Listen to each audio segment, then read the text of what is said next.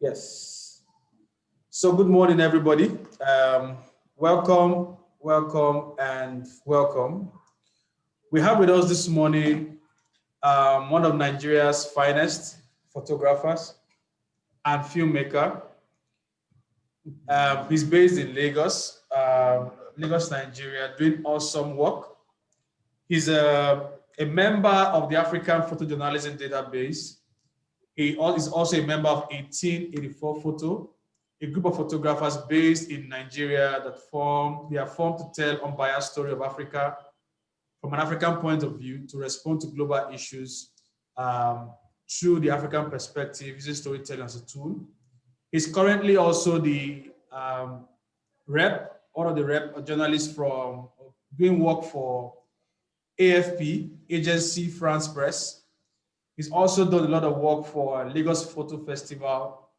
He's done several exhibitions, and he's doing more work currently as we speak in Nigeria. And he has also done several trainings on portfolio, how to set up a portfolio, why is portfolio important, and all this kind of stuff. So to cut the long story short, we have with us this morning Mr. Benson. We're so glad to have you. We've tried to make this happen for how many months now? I think since January. It's been this. Yeah. So he's been really busy. But we are happy that he's right here with us to share from his wealth of knowledge. And we really appreciate that, Benson. So welcome this morning. Yes. So basically the ground rules. Yeah, but sorry, welcome, Benson. Let's hear you. Yeah, hello everybody. Good morning, Benson. Guys, thank you. Okay, so everybody's coming, so yeah. That's fine. So if you have any question, please come to the chat section. Just write it down. So when we're done with the presentation, I'll just go through all the questions and I'll try to answer the ones I can answer. Yeah.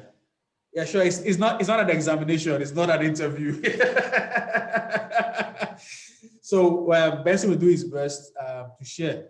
And guys, so please, all mics should be on mute for now until we open it up for questions. And while Benson is speaking, if you have a question, you can just drop it in the chat box there right below your screen. So to kickstart the conversation today, we're not going to allow Benson or disturb Benson in his presentation. He's just going to go straight into it. I have a slide that's going to speak to, and yeah, Fred. Yeah, that's basically it. So they just give you the floor, and then you just run. And at the end, we'll come back. Okay. All right. So Benson, the floor is open for you. Okay. Good morning, everybody. I'll just share my screen, and we'll just go through it. But first, portfolio. What's portfolio? Is what.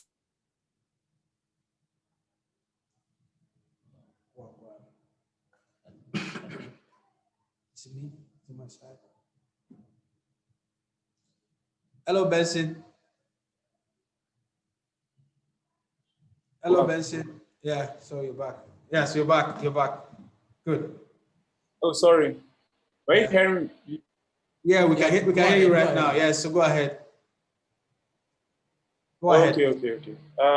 So as I was saying, everybody needs a portfolio, any kind of photographer, products, photojournalism, documentary, portraits, wedding, anything, you need a portfolio. Like, you definitely need a portfolio, because if someone asks you, hey, what's up? Can I see your works or something? What are you going to show them? You can't just start sending them one images from your phone. You see this one, see this one, see this one. They just feel like you're not like really serious. They're like, oh. They'll be like, okay, this guy is not serious.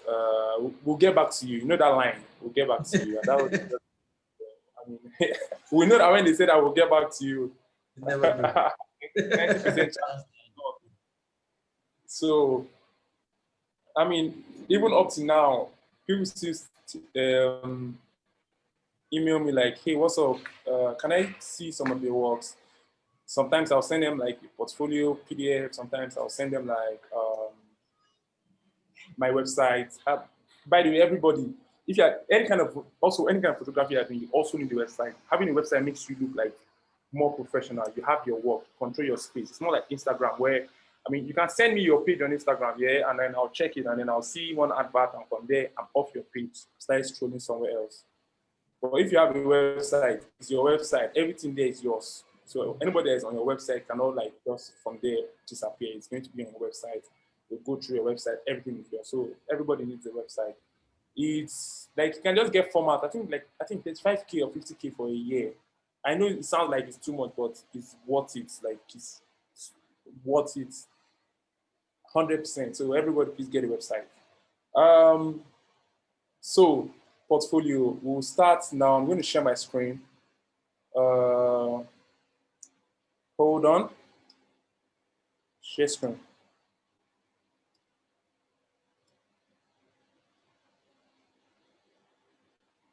All right, can you see my screen? Yes, we can see the screen. All right, so we're going to start by like building a professional portfolio by Benson, Ibeabuchi, me. Yay. So I'm just going to go through the slides and we would move on from there. So.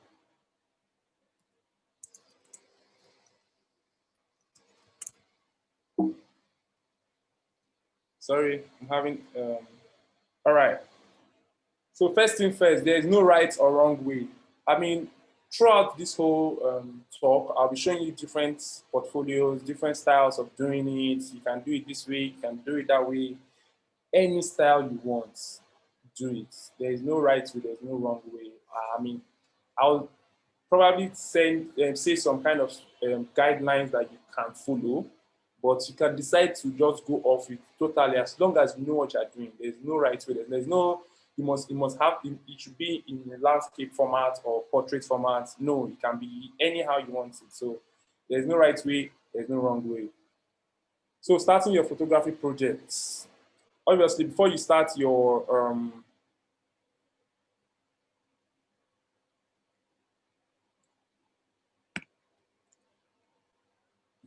so if you are trying to get a portfolio, you need a project. You need a project to put in the portfolio. Yes? Can you hear me? Hear you loud and clear. Okay, sorry. So I just need to know. Before you start your portfolio, you need a project. So your project, your story, how to start your project. First of all, you start with your story. What are you contributing to the narrative that has not been said, and what makes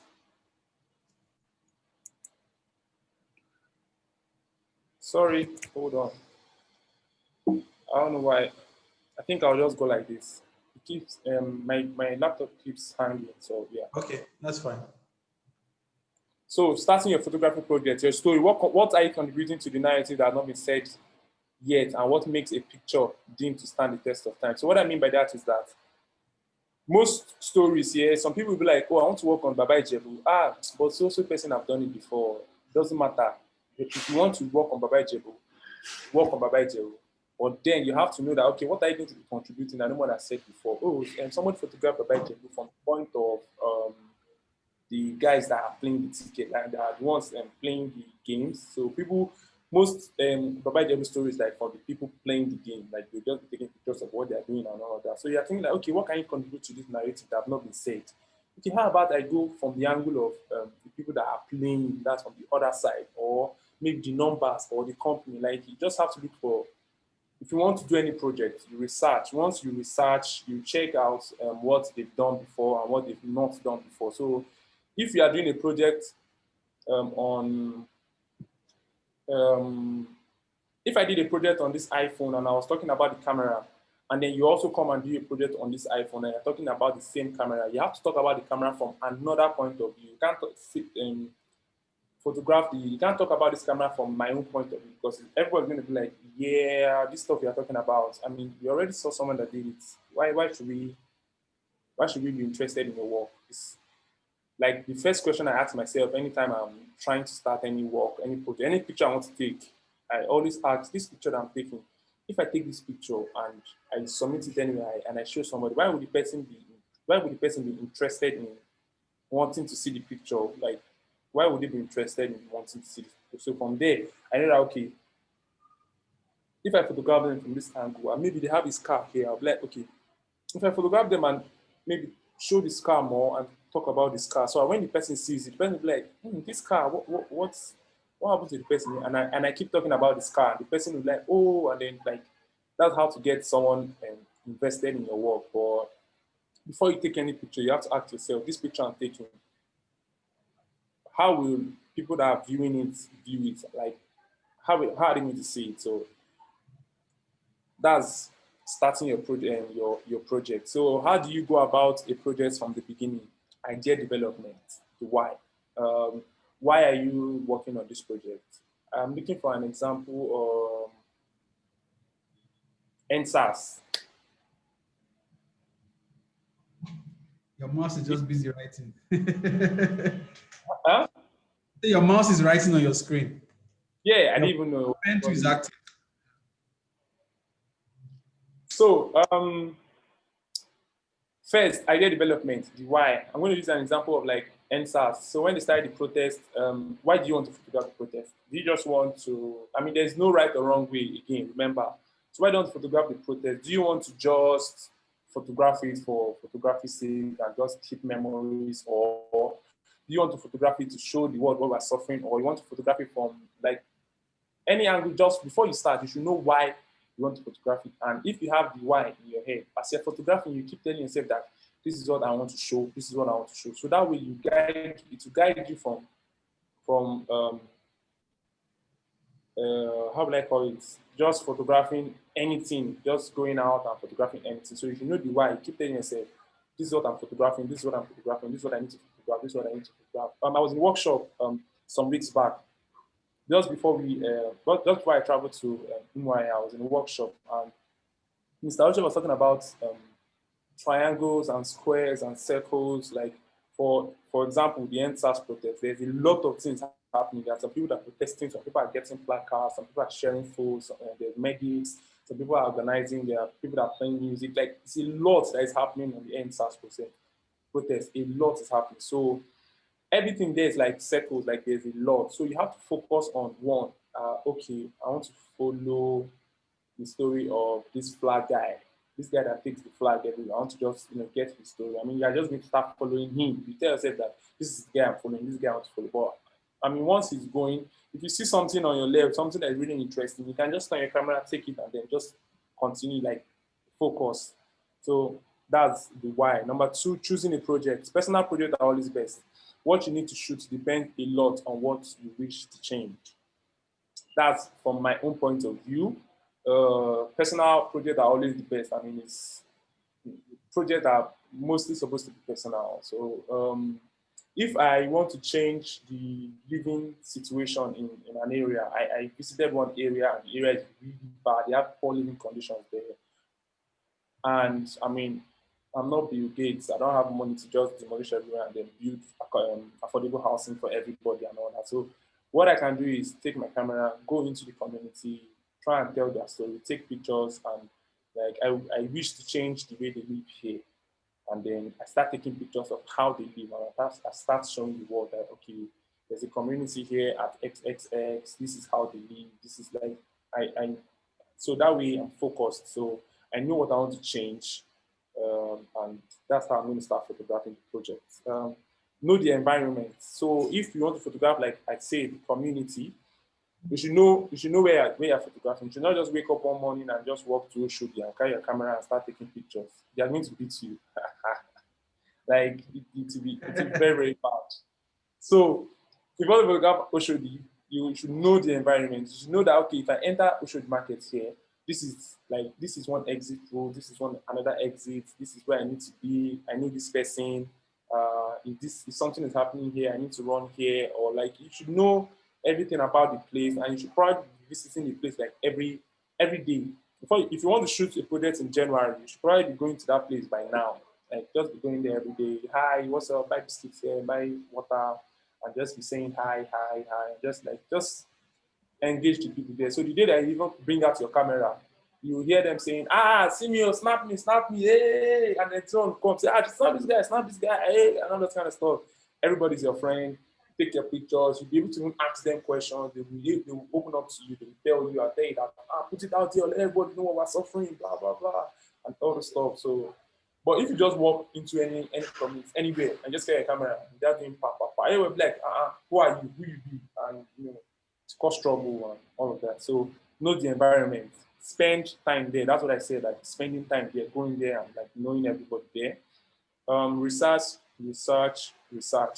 Listen to their music, know their ways, eat their food. So everything about photography for me also is also research. Like you need to research everything. When I shot the NSAS project, every morning when the protest started, I was not there on day one. And day two, when I was going out day two in the morning, I just brought out my laptop and I was researching about protest. How do they organize protests?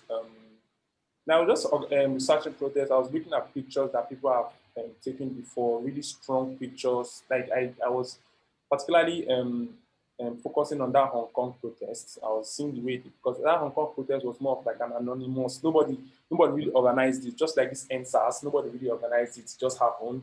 I was like, okay, this Hong Kong is almost similar. How did the photographers over there photograph it? Like, what did they do right? What did they do wrong? I was reading up on all the protests and all of that. And I was reading up like, okay, you need to, if you are going for protests, pack this, pack that, wear this kind of clothes, wear this kind of shoes, don't do this, don't do that. Like I was just reading so that I'm kind of like informed. So when I go out to the protest ground, I know what I should do and what I shouldn't do and all of that. So research.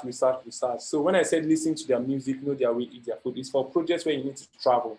If you need to travel to Kaduna to shoot a project, and before you go there, you should probably listen to their music. Before you go there, know the kind of music they listen to, know their ways, what they do, what time they wake up, what time, like just know stuff about them, and try and look for like one or two of their food that you can eat. So when you get there and they are talking and you can be laughing and they'll give you food, you say, oh yeah, thank you. It's once you start, like if you go to a community and like all of your friends and they give you food and you eat their food, they'll kind of like you, like it's on our person and all of that. I mean, but if you go there and you're forming, they give you food, they're like, oh, I don't eat this kind of stuff and all of that. They start looking at you like, you're a big boy, all right, now just bye-bye and all of that. So, planning.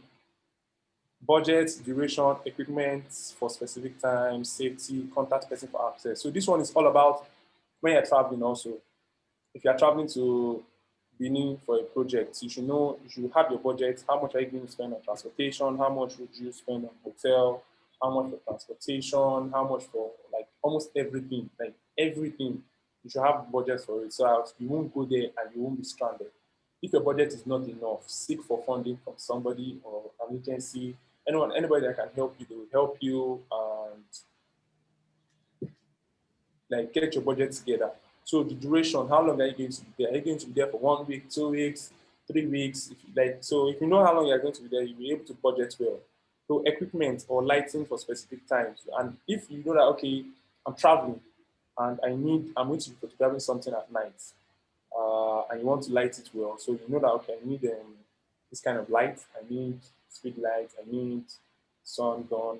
Like, you should just plan and know the kind of lights you'll be using, and know when you're shooting and all of that. So safety, I already said something about safety.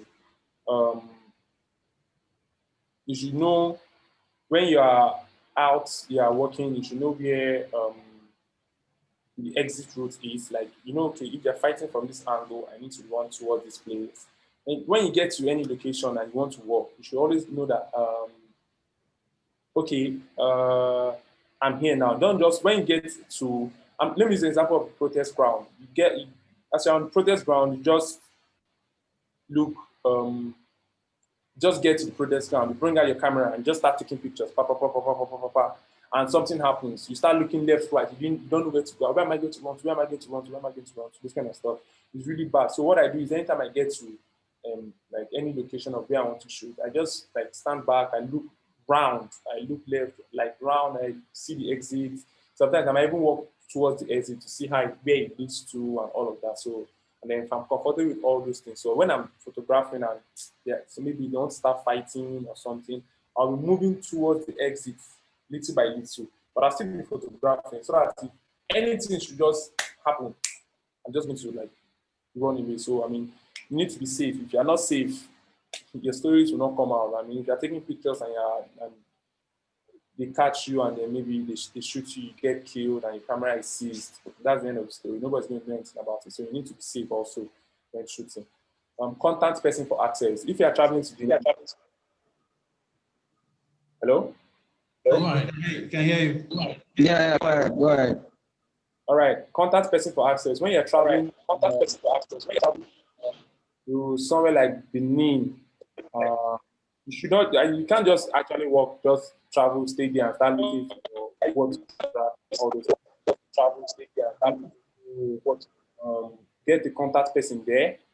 Call the person. I'm coming to social time. I'll be there for 2-3 weeks. I'll be seeing at social place. Sometimes you can even tell the person that, oh, I'll be staying at social place, but then the person will be like, that place is far from where you want to go.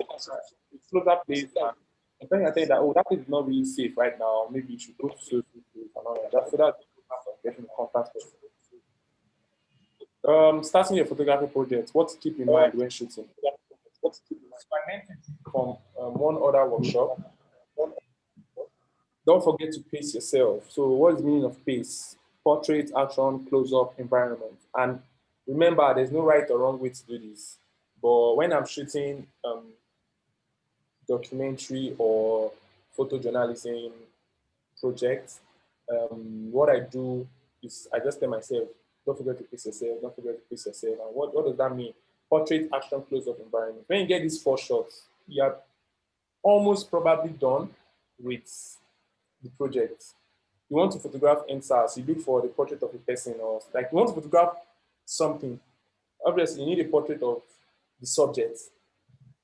You are trying to photograph Loma, all these Loma trucks, waste management. These guys that deal with waste management and all of that. So you're trying to document waste management. You need a portrait of a Loma official, like all dressed up and all that. So you have like a portrait, and then you have an action shot of him walking, like he's doing like everyday life. He's walking and he's doing his normal daily activities. So that's like action. And then you do close up, maybe close up of his hands or his face or his equipment or something. And then get like an environmental shot, like a wide shot, like more like an opening scene.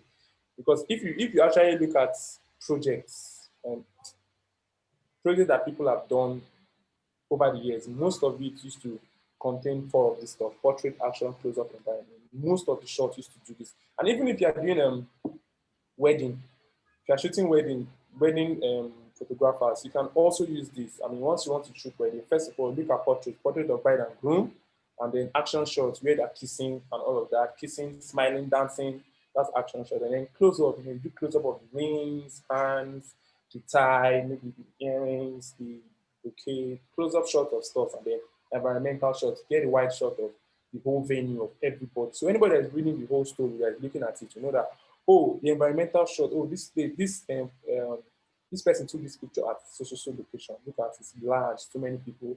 And then close-up shots. Close-up shots are always very, very strong. They show you what the person is really doing, close up, and then action, like everyday life, and then there's portraits. So I always use this PACE, pace yourself, portrait, action, close up, environment. So now let's go to building a professional portfolio. So what I've done about before is like shooting and all of that. So how to actually work on your portfolio. Pick your starting points, have an idea of the finish line, remain open to serendipity. These are just points. So pick your starting point. Every good photo story begins with the seed of an idea. Cultivate it with research through conventional and unconventional means. Push beyond your own knowledge of the topic. The more informed you are, the easier it becomes for you. Remember, photography is rarely about photographing things. Impactful photography is about something. So every photo story begins with the seed of an idea. You're in a bus, you're just moving, and then you saw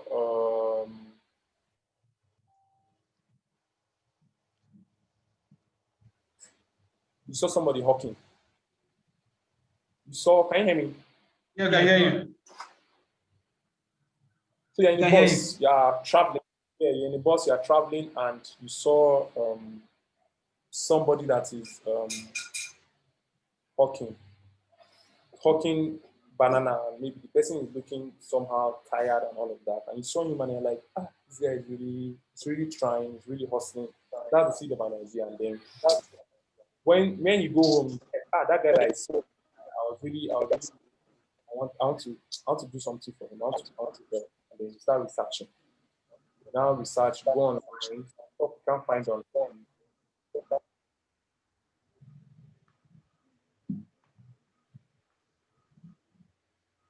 Benson, you're frozen. library, meeting people, taking Okay, I'm notes. back. Was I up before? Yeah, you froze for a bit, but you're back now. Ah, sorry. I don't know, maybe the network is. Yeah, it's okay. We're in Nigeria. It's all right. Yeah, I don't know if everybody online can everybody online drop where they are from. Location. Yeah, You said location. what? You could just go. I'm seeing my friend from Abia State. Yeah. So let's go back to the body of work.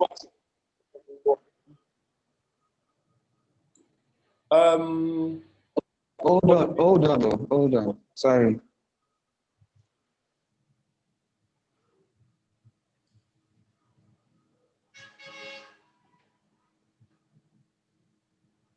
Yeah, Benson, you can go ahead. Okay, you want to say something? Yes, don't go ahead. Don't go ahead yet. Let me let. I'm trying like finding it difficult to like connect here. It's kind of. Then Anyways, everybody is there's a closing. recording of the session, so you can also go back to it. So let's go Yeah. on. Thank you, All sir. right. All right. All right. Yeah, Benson, go ahead, please. Okay, cultivating research through conventional and unconventional means. Conventional means is like writing, going online. There are some stuff you want to work on. You can't see it online, so you have to like literally go out and research about it. So push beyond your own knowledge of the topic. Sorry, I live near a railroad, so there's a train passing. Yeah, that's good. At least you enjoy their siren and their noise. No, I think this one is the one that new train, the new one that they just built. Okay, the one that goes to Ibadan. Yeah, white one. So that's when it's passing. Really cool. I need to get a drone shot of it when it's passing. It's going to pass back around 4. So yeah. So that's what I say about research. I've been noticing the train passing and all that. So I've been taking time. I'm like, okay, it's going to pass like around 10:30 or 4. Like, so I know the time. So if I want to photograph this rail now, I know what time I need to be there and I know what time I'm not supposed to be there. I cannot go there by 12. Nothing's going to be happening. So I know that, okay, by 4 it's passing. So I need to go and photograph it by 4. So that's knowing research, that's researching. So push beyond your own knowledge of the topics.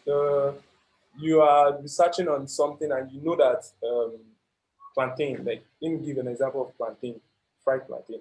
Fried plantain is just fried. That's what you know. So yeah, you want to know what fried plantain, that's what you know. But, so when I say push beyond your own knowledge of the topic, you ask other people like, so how do you guys prepare plantain? Because all I know is that you either cook it or you fry it.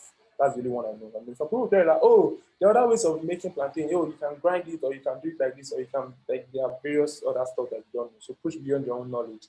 So what you think you know, you keep it at one side, and then you ask people what they know about this stuff, and then they're going to tell you their own view, and then you start seeing things from another angle, and it's going to help you when you're shooting. The more informed you are, the easier it becomes for you. So, this example of the railroad I just gave. So, if you are informed about the time where it passes, it will be easy for you to know that, okay, I need to go there by 3, set up, and wait for it to come by 4.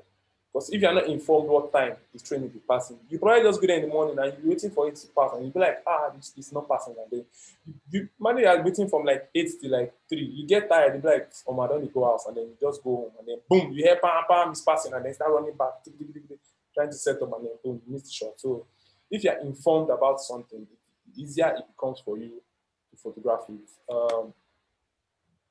You want to try to think of easy one, something very, very easy. Wedding. When you're shooting a wedding, if you've not shot um, Yoruba wedding before, you won't know that when the groom comes in, he's supposed to dance and then prostrate and all of that. But if you're not informed, you probably just be following him from the back and then you'll be like, oh, what is he going to do next? What is he going to do next? But if you know that, oh, if this guy walks from here to this place, when he gets to this place, he's going to prostrate, and then you take your and like he's going to just prostrate on the ground. So you know that okay, by the time he gets here, I need to be in this place because this is where the best light is, or I need to go here, or I need to go here. So you know all these things. If you're informed about the project, it's very easy for you to photograph it. So you know where you need to be at the exact time. Remember, photography is really about photographing things. The passive photography is about something. I always encourage people to take pictures, document everything. Anywhere you go, if you see pictures of somebody, just take a picture. You might need it later for something. But also, um, imparting photography is about something. It's about what are you trying to change? What are you trying to show the world? What are you trying to see? Photography mostly is also, I know like there's a big part of photography where you talk about writing. We'll talk about writing later. Um, but photography is, and like they say, it's a picture tells like 1,000 stories and all of that. So how am I going to put this?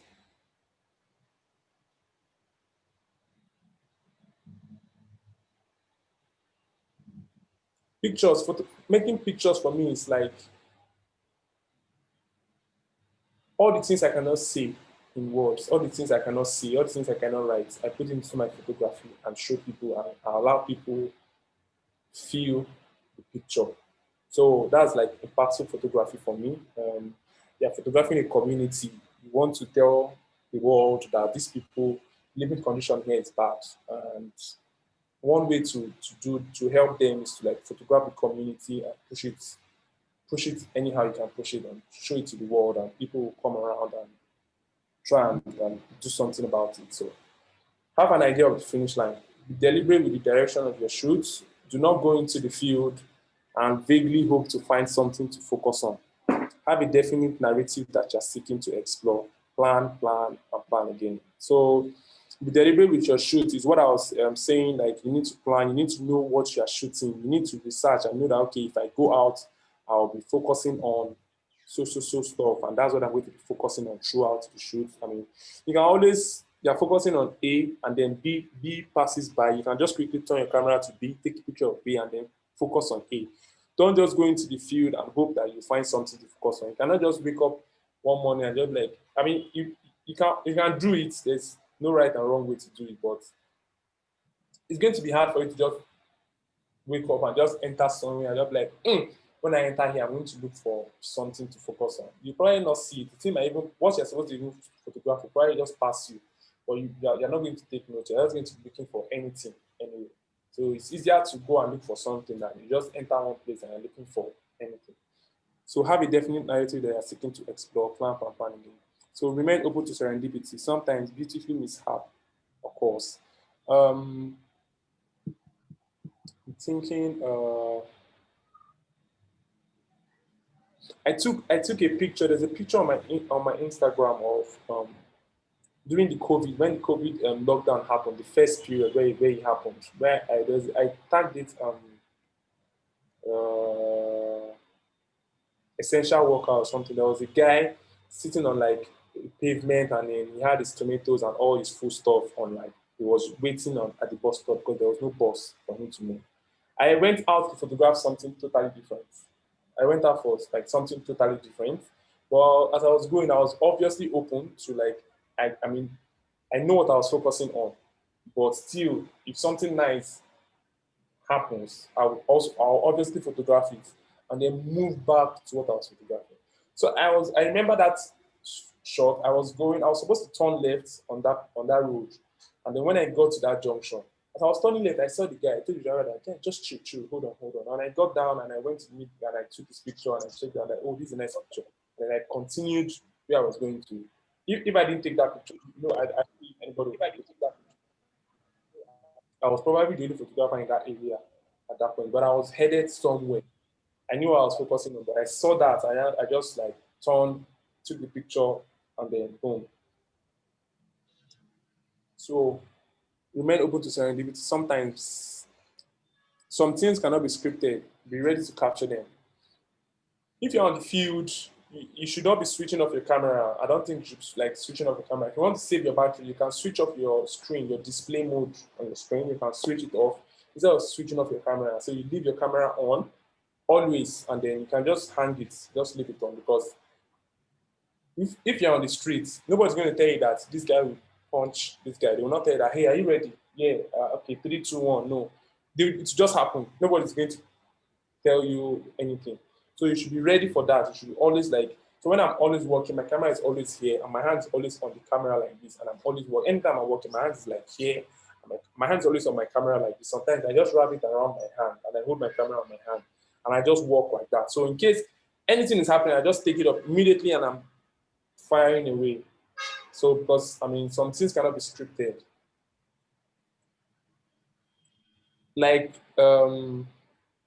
Henry Cartier-Bresson, he had this decisive moments, and he's talking about like the picture I was showing here, and this one, the decisive moment is not always comfortable. Be ready. This picture is actually real of a burning man. The photographer, obviously, when this guy was burning, he will not tell the photographer that, photographer, are you ready? Are you ready? 3, 2, 1, and then he will run and take the picture. The photographer was literally there with them, and then they threw this Molotov, and then this guy was on fire. And then because the photographer was ready, he just took the picture, like when this guy was running past him, he just took the pictures 1, 2, 3. It's not like he was waiting and like, oh, I'm waiting for the guy to run or something. The photographer was there, and it happened. He took the picture and he just left it. Like that was it. The capture of a unique, fleeting, and meaningful moment, ideally one involving movement and action. So, build a body of work, learn from the masters. Never stop learning and searching. Analyze the work of photographers that are at higher level than where you are. Delve into what makes their images great and see how you can apply that to your practice. If you're just starting, you look at photographers that you're looking up to. You go to their Instagram page, websites, check out their bio, see what they've done, see how they started, and try to apply some of those things. If they like the way they shoot, like the ones you like, the way they shoot, you just keep working like that towards that. For me, I was always trying to mirror, not like mirror, I was reading up on Andre Siebo, and I was looking at the way he shoots, what camera he uses, the lenses he uses, the way he shoots, the way he communicates, the way he talks to people, and all of that. So anywhere I see Andrew, I'm always very quiet around. I'll just be quiet. I'll just watch him do what he does, and I'll just take some notes and apply some of it to myself, and then build up from there. So that's how me started. So you can just look at some of the places where you can find inspiration, where you can find photographers to um, to learn from are like WordPress. You can always check WordPress. You have like great photographers. You can read up on their old works and their recent works and what they're working on and see where they've been and all of that. There's Magnum Photo, Welcome Photo Prize. Welcome Photo Prize is for um, medical research and like medical photography and all of that. There's Lens Culture, there's Behance, there's National Geographic, there's PDN, Hunger Magazine, Vogue, NY Times, The Guardian, Wallpaper Mag, Time. There's a lot of them. So also what I do with all these things is, if I get to like WordPress, WordPress is having a competition now, WordPress Photo. So yes, okay, I'll say that at the end, where you guys can always go to look for photo competitions and photo stuff that is happening where you can submit your work to. I'll say that at the end of the class. So like what I do sometimes is I go to WordPress Photo. I check out one photographer that they just posted. I'll go to the photographer's page, follow the photographer, check out all his work, read all his work, check his website, and like try and research about the person. So when I'm done researching about the person, I go to WordPress photo websites. They're having a competition now, and all the judges, they used to list them out, and the judges for WordPress Photo 2021 so they list out all the judges. Some of those judges are photo editors, some of them are photographers, some of them are curators. So I go and check out all these photo editors. I'll look out for photo editors. I'll check it on Instagram and I follow them. When I'm doing this is what I'm doing is that I'm trying to connect to photo editors also, and that's one of the ways you can get your work out there. Because I mean, if you take pictures and you don't put it out there, nobody's going to see it. Or if you take pictures and there's nobody to share it with, it will just remain with you. So I look out for all these photo editors and I know that okay, this is the photo editor for New York Times.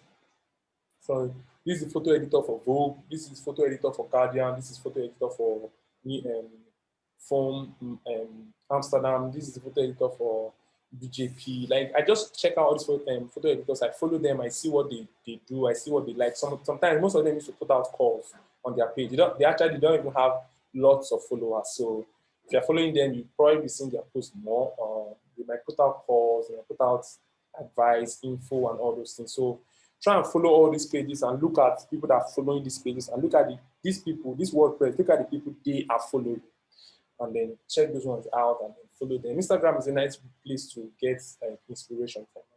If I open my Instagram page for you now, what you're going to see there is just walks. This is just my Instagram page. This is art, photography. I can just read up on this. Like that, I just read up lens culture. So like that's what I use my Instagram for, just for like inspiration. So when I'm on, if I just open my Instagram, what you're going to be seeing is not just videos of anybody or something like that. It's going to be something that's related to what I do. That's photography. So choosing your story. Authenticity is key. Choose something that you deeply care about. Personal projects are the best way to learn how to tell a story. Emotional connection to the subject matter is strong. This enables you as a photographer to draw the viewer into the subject. What you need to shoot should depend a lot on what you wish to change. That's part of the stuff I was talking about on the passport photography.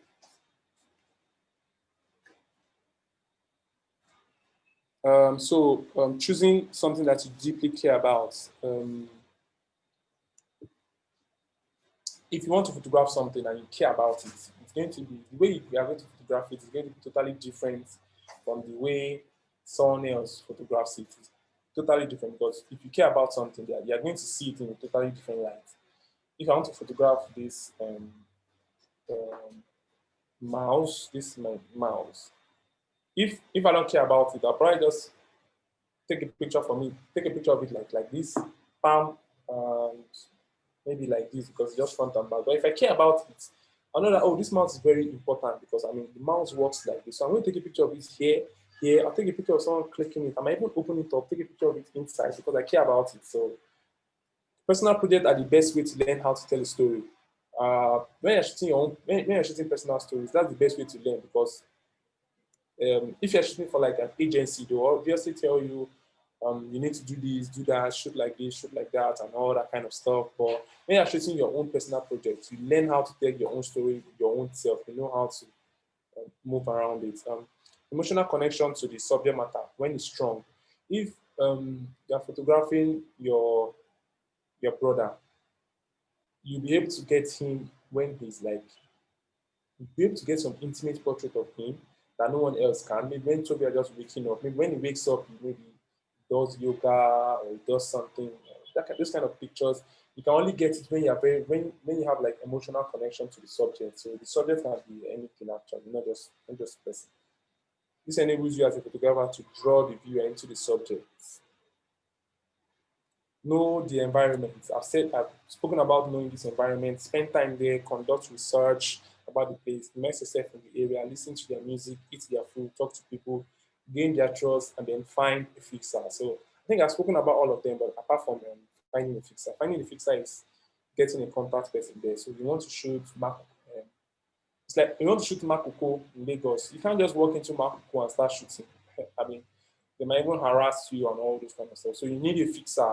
The fixer will tell you what time to come, where to go, who to meet. So yeah, be present. When I say be present, spend time with the community. When you go for a project, you can't just, you can't just have your phone and your camera and then you're like, go out to this Makoko community and then you put your camera on your hand and then you carry your phone and then you're just like, there's something happening, like, oh yeah, take a picture and then you're back with your phone and all that. You're like absent-minded. You have to be present there. You have to be with them. Drop your phone, switch it off, put it on airplane mode, get your camera, spend time with the community, speak to the people. Hi, Alpha, what's up? Hey, it's on the talk. Someone say, come and eat this, you taste it. Like, it's sweet, it's not sweet. Try to just talk with them, be happy, smile with everybody, talk, and then that way you'll be able to get like really good images. So presenting your story. Now this is the portfolio itself. So what we're talking about is how to shoot, what to shoot. So now is how to actually put it together. You've gone out, you've done your research, you've shot your projects, you have all the pictures, they're on your laptop. What are you going to do with them? Are you just going to start posting them on Instagram one by one, or like what are you going to do? So that's what we're going to talk about now. Presentation. How do you want to present your images to the public? Do you want to do it print, online, PDF, or black and white, whatever? You have to just decide which one. There's no right or wrong way. Some people used to do projects black and white. Some people do it colored. Some people can do it like some kind of monochrome or hazy effect. Anyone. Choose the right medium, color or black and white, whichever one. Try to maintain uniformity in tones and colors so it reads as a cohesive series. I mean, still, remember, there's no right or wrong way to do it. But most of the time, if you are doing your project and it's in colored, try and make everything colored. All the pictures that you'll be showing, make it colored. If it's going to be in black and white, make it black and white. Because, I mean, if you do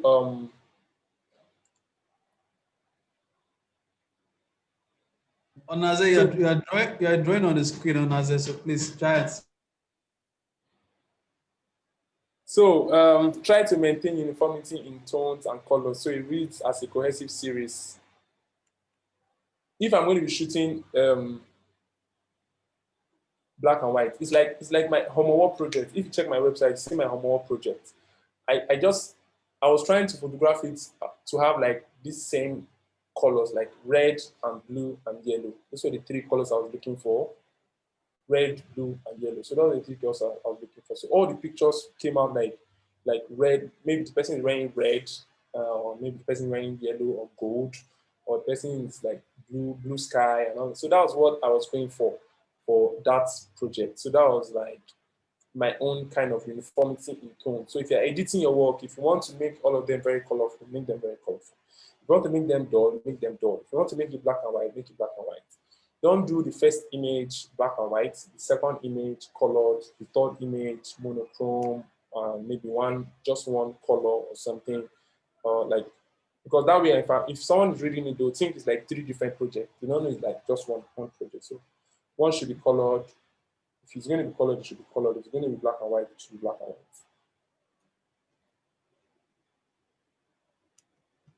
When editing, keep it simple and minimal. When you're editing your documentary project, don't try to edit too much. You can crop to a certain extent, but don't try to edit. If the person has a scar here, don't try to edit the scar. If the person has red eye, do the red eye. If the person have his hand is like this, don't try to straighten it. All this kind of Photoshop stuff. Try and do like minimal Photoshop. Just keep it simple. Balance. A balanced photograph has three legs. It's balanced by three legs. Like if you want to put it on a chair, three legs to sit on. The photograph, the text, the presentation. So you've taken a photograph, yeah. So that's one. You can't just post the picture like that. I mean, you can just decide to just take it. You can just post it and don't say anything about it, and allow people to judge whatever they want to judge. But if you want to post your picture, most of the time they ask for caption, so which is the text. You need to write something about the photograph. You can't just photograph the sky. You have to tell people why you're photographing the sky, what you want them to see, and all of that. And then the presentation, how do you present it? So when crafting your narrative, you show us. This is also when you're doing like taking your pictures. You show us something new. This picture is by Osborne. You show us something new, something that nobody has seen before. Picture that nobody has, not like picture that nobody has taken. Something, a story that nobody has seen before. You show us something new. You can decide to work on this new railroad that they are building in Lagos, from Lagos to Ibadan. You can decide to do a documentary on it, or a picture series, like how impactful it is and the economic value is going to give Nigerians and people from Lagos to Ibadan. That's showing us something new. Or you can show us something old. You can decide to go and bring back something old, like these days. So I'm going to share a little project that I'm trying to craft. I'm not sure how I'm going to do it here, but I'm still trying to write it out and plan it, and still in the planning stage, very, very early. So it's about showing us something old. This our generation. Most of the time, your kids these days are mostly indoors and they're always on their phone. Everybody has a phone. Once you're like 9, 10, 11, 12, you already know how to operate your phone, WhatsApp, Twitter, Instagram. Everybody play games on their phone. Most people play games like PS5, PS4. That's like this generation. Nobody goes outside anymore. So I want to do a project on like what we used to use to play back then. We used to use kites. We play sway,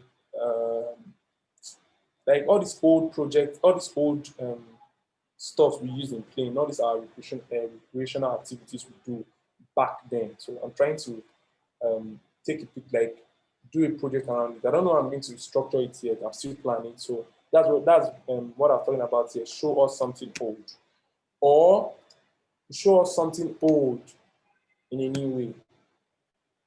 So you can decide to depict the photos of like the pictures I want to take of like something old that's happened before. I can decide to modernize it and make it new, make it look modern. Like this picture of Medina Doga. This other picture was by JD Ejekere. He took pictures of hairstyles. This was like back in the day. And then Medina Doga decided to recreate the project, but in a new way. Because if you could see JD's phone, mostly black and white, the hair was mostly black. So she decided to do something like that, but in a new way, and made it colorful. So show us something old in a new way. Crafting a narrative, meaningful message, aesthetic, and composition. Meaningful message, find the element that you want to focus on. Give the topic or issue you are addressing a face, make it personal, make it identifiable, ensure that it expresses real emotion. So find the element that you want to focus on. I've been saying it from the beginning of class. When you're photographing something, you should know what you're photographing, focus on it, and keep shooting. Give the topic you're addressing the face. If you're trying to address living condition in this place, so try and give it a face. So when people see that picture, they know that, oh, this is what this person is talking about. Try and give it a face. You can decide to use a portrait of a person, or like just try and give it a face. Make it personal. So make it personal mean like make it personal, make it your own project.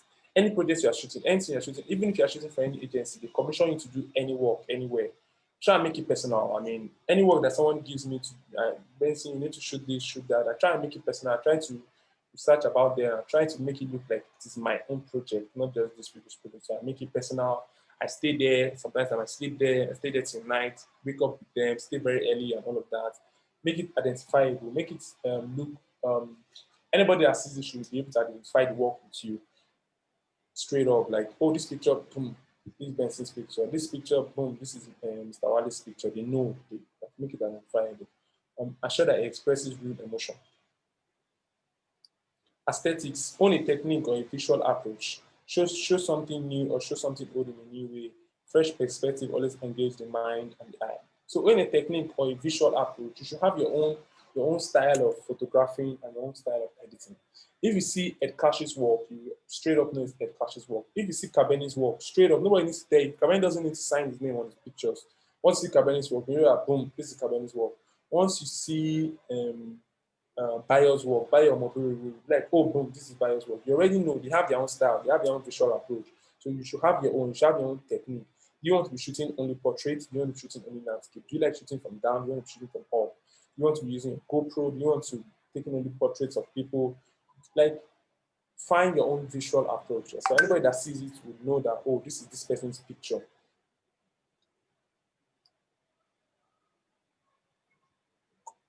Composition, do not forget the basics as you pursue your story. So because we've been talking about story is king, don't forget about the story, shoot, shoot. Don't forget about composition. Don't forget about your composition rules, rule of thirds, negative space, all the compositions and styles that you know. Don't forget it, and repeating patterns and all those things. All those things you have to know them at the back of your hands. You have to know these things. You have to know it, like, you know when to use negative space, you know when to use rule of third, you know when to do repeating patterns, you know when to take portraits, you know all those things, headroom, everything. You have to know it at the back of your head. So when you're pursuing your story and you see that, oh, somebody's running, oh, this picture that this guy is running, what's going to be the best composition? Oh, let me just use like space. So when you come into my frame from this angle, just take it so there's a space. You know all these things in the back of your head. 1 second, you're already thinking about it. Boom, take your picture. Not that you start thinking, which one would I use or something, like you not try to forget all the, I mean, always know the composition you need to do. Like this person is trying to use, like, there's a space. If you had photographed this person that's born very close to the right, the picture will not be that strong. You try to get him centered, show the flames, and show a little bit of space. So when you see this picture, you know that this person is running to the right. So this photographer obviously did not forget his compositional skills. Do not forget the basics, especially your story. So presenting a narrative, kill your babies, like kill them. Talk about your work and be honest. Don't kill your babies. So if you have children, don't kill them. It's not me. I didn't send you. So what do I mean by kill your babies? Kill your babies. Do not literally kill your babies. I was just joking. But be brutal with your final selection of images. So that's what I mean. But that's what I meant by kill your babies. Your pictures are your babies. Because you stayed, maybe because you were trying to take a picture and you fell in the gutter, or because of you wanted to take one picture, you entered a hole or a gutter to take that picture. You'd be like, let me stay inside this hole or something. Or you stayed at one location, you're staying like this for like 30 minutes and your back almost broke just to get one picture. You now feel like, this picture, I suffered to take this picture. The picture is not following the story. I'm sorry, you have to just delete it. So don't be like, because I spent 50 hours trying to take this picture. The picture must be in the story you are, and I must put that. If the picture is not working, just take it out. 80% of your images will never see the light of day. And this is not jokes. I mean, you can ask anybody. You go out, photograph. NSAS, I photographed it for almost 10 to 12 days. And every day I used to fill up like 32 gig to like up to like more than 32 gig of my memory cards, always filling up. That I used to take up to like 1,000 images every day. But at the end of the day, all the pictures I edited, all the pictures I took of NSAS probably be about 8 to 10,000. I cannot post all of them. It's only about 50 that will come out of 10,000. So that's like almost everything. Most of them is just like repetition. Some of them they're not following the story. Some of them, like, I mean, I'm not going to delete them. I'll just keep them aside for something else. I actually wanted to ask you that question. What do you do with the excess, the ones that you don't use? You won't delete them because you might need them sometime in the future. It's like the story of what is this Obama's photographer? Souza or something. Souza. Yeah, Big Souza. Yeah. So he has been taking Obama, actually before Obama became the president. He has been photographing Obama before Obama became president. So all those old pictures, he still has it. So now, if now Obama is like president, he can now post pictures of Obama before Obama became president. He has all those pictures. He didn't delete them. He didn't say you used only these 10, let me delete the many hundred. No. So he still has some pictures of like old before Obama became president. I think Obama was still young and all of that. He has all those pictures. So don't delete your pictures. Buy hard drives, invest in hard drives, memory cards, take pictures, you keep them. You can use 10, 15, 20, but keep the rest. Don't delete them. But just keep them for future purposes. Each image needs to be individually strong. So you are doing a series of work, 10 images. All those 10 images, each one has to be very strong. Each one has to like, each of those images has to be, can be as the poster image for the story. Like imagine that you are going to do a book of those 10 images. Out of those 10 images, the 10 of them can actually work as the cover of the book. It's not like it's only one that can work as the cover. The 10 of them has to be good enough to be on the cover. 10 of them has to be very strong. So that way, if someone is doing your portfolio, you'll be like, oh, image one, man, this picture is so strong. I really love this picture. And then they go to the next one, they'll be like, oh, very strong. Hi, this person is very good. And then they go to the third one, and they'll be like, oh, very, very strong. Like you'll have like high hopes and high expectation, and they just keep going, going, going, going, going. Yet also work within the larger narrative you're trying to convey. Talk about your work. Practice talking about your work. Do not simply narrate the objects within. Practice talking about your work like you are photographing a shoe. When you post about the shoe, when you post it maybe on Instagram or your website, you should be able to talk about the shoe. Talk about how they made the shoe, talk about who made the shoe, the person that made the shoe, talk about his family, the person that maybe sells the shoe, talk about the person, talk about what the person does. Like if you're talking about the shoe, be able to talk about everything about the shoe. And if you go out to meet people, maybe you go for an exhibition or you go for a hangout and people are talking, you're like, oh, I did this project on the shoe. Really, really interesting. And you keep talking about the shoe, talking about the shoe. Tell everybody about your project, tell them what you're working on. Like that way, people know that this guy is always talking about the shoe. Like the way he's always talking about the shoe. So when you actually post the shoe, people like, so this is the shoe I've always been talking about. This is really, really cool. Everybody's liking it because you've been talking about this shoe so much. Everybody's going to like it. There's no way they're going to like it. Engaging photographs do not only capture things, they say something about what is contained. As a photographer, you need to be able to articulate what that thing is. I'm trying to look for an example. I'm trying to use examples. It's not just taking a picture, bam, of your screen, bam, and then like, oh, they should be able to say, when you're photographing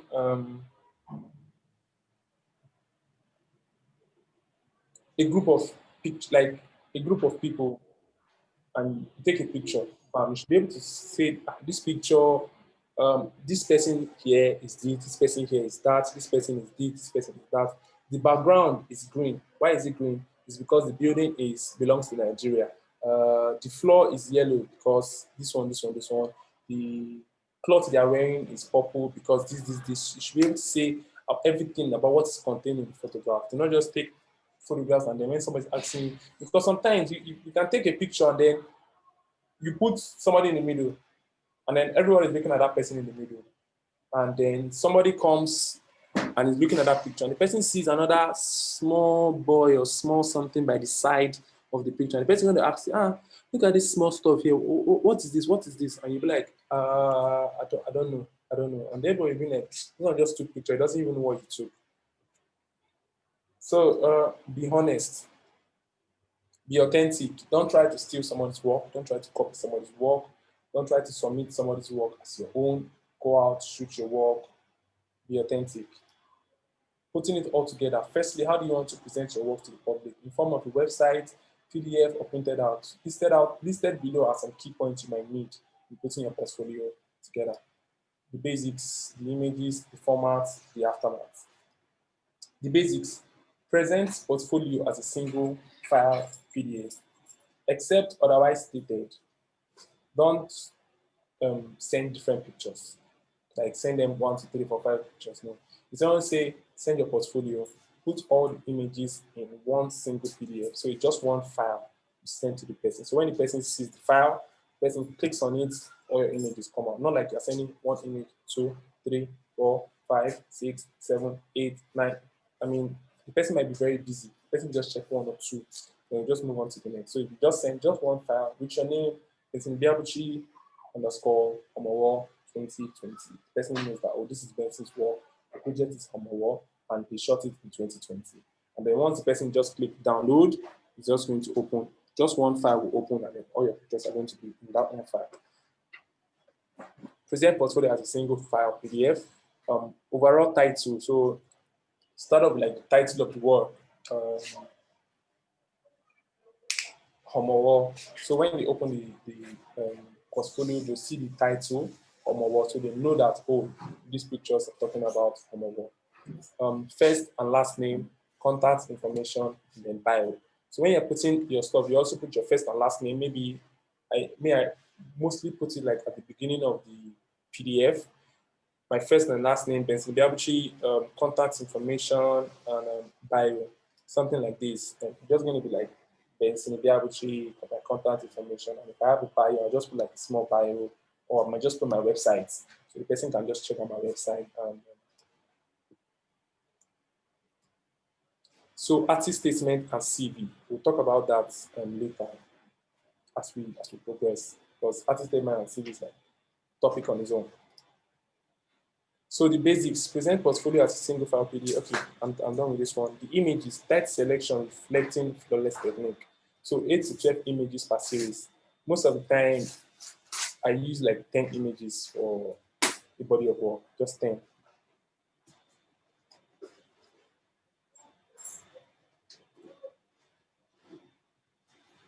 Sorry, just find somebody. So 8 to 12 images per series. You can use 15 images too. I mean, if you feel like the story is very, very long, you can use 15 images. If you've been shooting for, if you shot for like a year, yeah, photographing something for like 1 whole year, it's going to be very hard to just choose 10 images from pictures that you took for 1 whole year. But you have to try to just select like 10, 12, 15 images to submit as a portfolio. And then you can have your website. And in your website, you can put like maybe 20, 30, and then you can even do a book later and then print out all the images in a book. But if you're going to send a portfolio, it's like imagine like Tell the Story is doing a competition, or they want to give a grant, 50 million naira. Tell the Story grant, 50 million naira.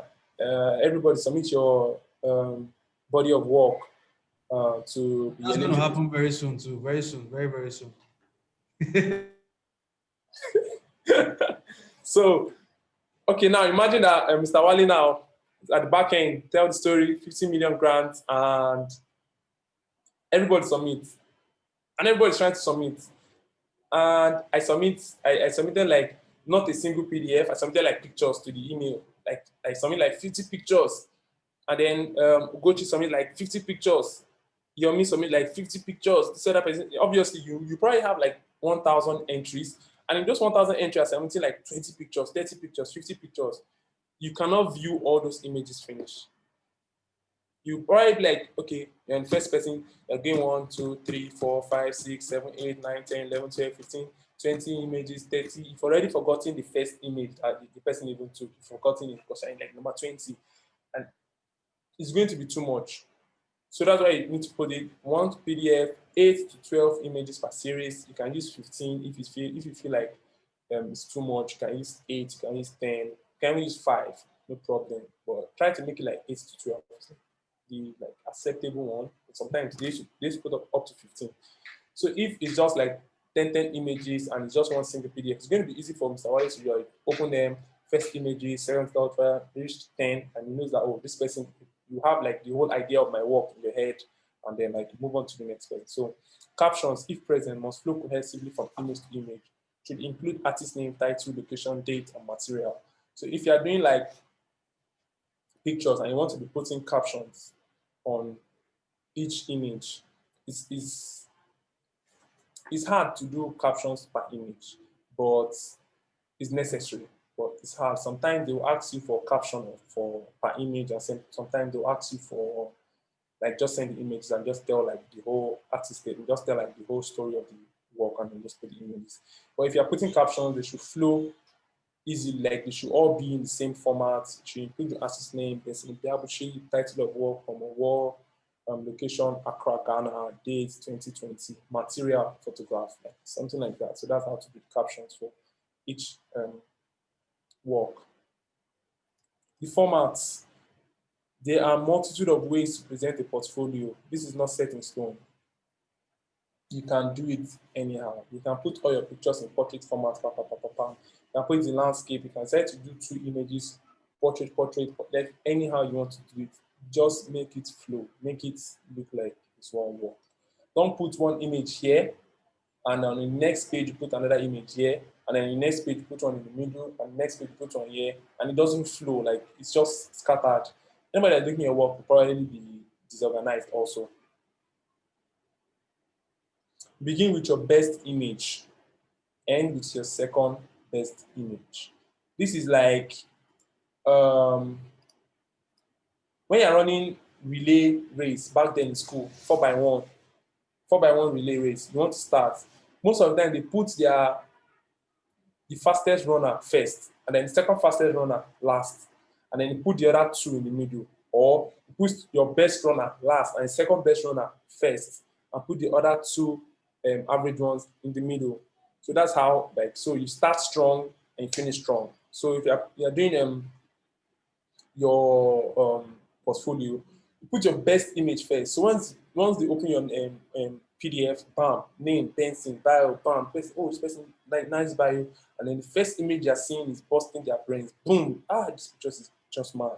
And then they keep, once they see that very good image, their expectation level is already high. They're expecting like very mad work. And then they keep seeing all the images, and all the images are just like normal, average. So even if all the images are not so good, they're starting high and they're coming down low, and then your last image is also a very strong one, and then boom, they start high and like start strong, finish strong. That way, they always remember your work. They know, that first image is mad, the last image is mad, and they might even forget the images in the middle. You just remember the first one and the last one, because it's just 10 images. You remember the first one and the last one. It's going to be very strong. Section separates different bodies of work. Begin with your best image. Give the images room to breathe. Hold on, I want to show you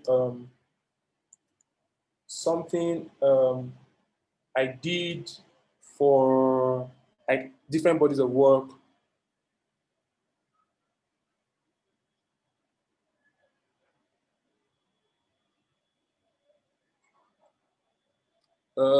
Can't find it.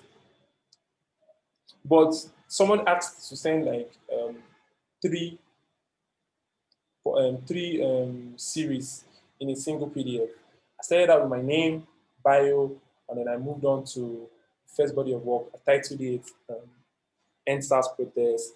I wrote about NSAS, and then I showed images. And when I was done, I gave space, and then I wrote the next one,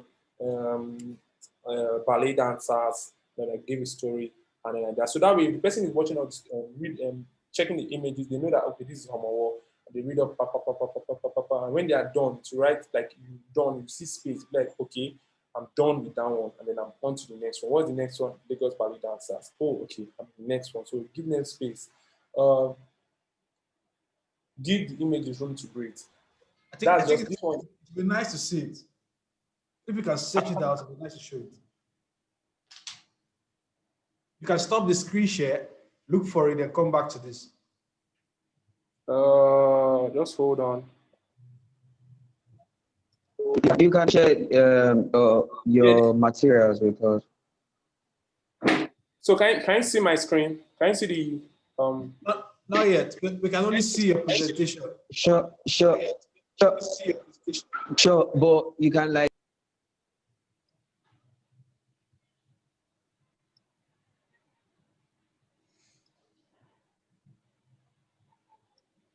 Can you see this now? Yep. We can see it. Yeah, so this is like a portfolio with like 3 projects. So first of all, I started out with like Benson, Ibeabuchi, just my name. White, clean, just my name. And then go to the next one. So I designed it this way. I left like small space on the left. Underneath, I wrote like Benson, my website, email, phone number. And then I wrote about my about. I just decided to put a picture there. That one is just me. I decided to just put a picture there. And then on to the next one. You can see that that left stuff is still there. The left gray space is still there. And when you come down to the next page, the left space is still there. My CV, and then the same thing down there, bensonibiabuchi.com, my like flows is still the same thing. Same page, looks like it's the same thing. I wrote as awards grant, blah blah blah blah blah blah blah. Still the same thing, and then boom, I started out NSAS. So now you know that you are checking out the story on NSAS, and then you see NSAS.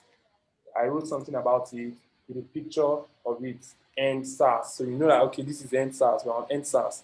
I started out with one of these pictures. I like these pictures very well. It showed if you look like bottom left, there's Renu, there's Temi, there's NSAS placard, there's people raising up their fists, there's police on the left, there's media. It just shows like everything that happened. This is NSAS. People are fighting against the police and like, fist up. So that's how I started the NSAS protest and walk. And then I moved on to the next image, NSAS, End Police Brutality, Stop Killing Us. I moved on to the next one, no more SARS. I moved on to the next one. I showed them religious backing because the NSAS didn't just have, it was not just youth anymore. People started praying about it. As you know, the Muslims even did a prayer at Lekki Toll Gate. This one was at Ojuelegba, CNS. They were there protesting NSAS and they were praying. This was mainland, showing the flag. So about what I said, PACE, P-A-C-E, portrait, action, close-up, and environmental. This one is more like a close-up. This first NSAS is more like a close-up. This is like environmental. This is almost like a portrait of the guy. This is just aesthetics. This is environmental. This is also environmental. This is a white short. This is also a portrait. And this can also be environmental and action. This is another portrait of somebody. They did a candle night portrait, and this is like the main portrait itself. And that's how I ended it, because this picture I also like it. It's more like these are the guys that everyone is looking for. If you have your AirPods with you, you have beards, you wear your car bags, yeah. You just say this person is a Yahoo boy or this person is a cultist. You just arrest and shoot you because you just have like AirPods and all that. So, and then after that, next page. So when I say give your images room to breathe, you see that the images didn't fill up the whole page. It's just on one side. Yeah. And if you look at all of them are on the same side. All the images are on the same side. Yeah. Same side, same size, everything the same. Yeah, so someone is asking what did you use to create this document? You can use Keynotes if you have a Mac. You can use PowerPoint if you have Windows. You can use Photoshop, anything you want to use. I think I used Photoshop. No, I used Keynote for this one. Yeah, I think the easiest ones are Keynote and PowerPoint. And PowerPoint is for those who don't know how to use the page by page. Yeah, you can use anything to create it as long as the application you create can export in PDF. Very easy. And then when you export in PDF, sometimes you export from Keynote or PowerPoint, the file will be like 80 MB, 80 megabytes or 100 or something. If it's large, try not to send large files to clients or anybody that has their portfolio. But in Nigeria, if I say send me your portfolio, you want to send me a PDF, and the PDF is 200 megabytes. I don't have MBO. I think you can actually, whenever you are saving for use on the internet, so it's saved for web. So yeah. it optimizes the size so it can go. You can actually export as 200. And then there's a website I use every time. It's called ilovepdf.com. Very easy, ilovepdf.com. It will show you can merge PDF, you can split, you can compress. Compresses PDF. These pictures were compressed. this PDF was compressed and the pictures still like retain like the quality. So I love PDF. You see it compressed PDF. You tell you low compression, medium or high. High, it will give you like the file will be like 2-3 kilobytes.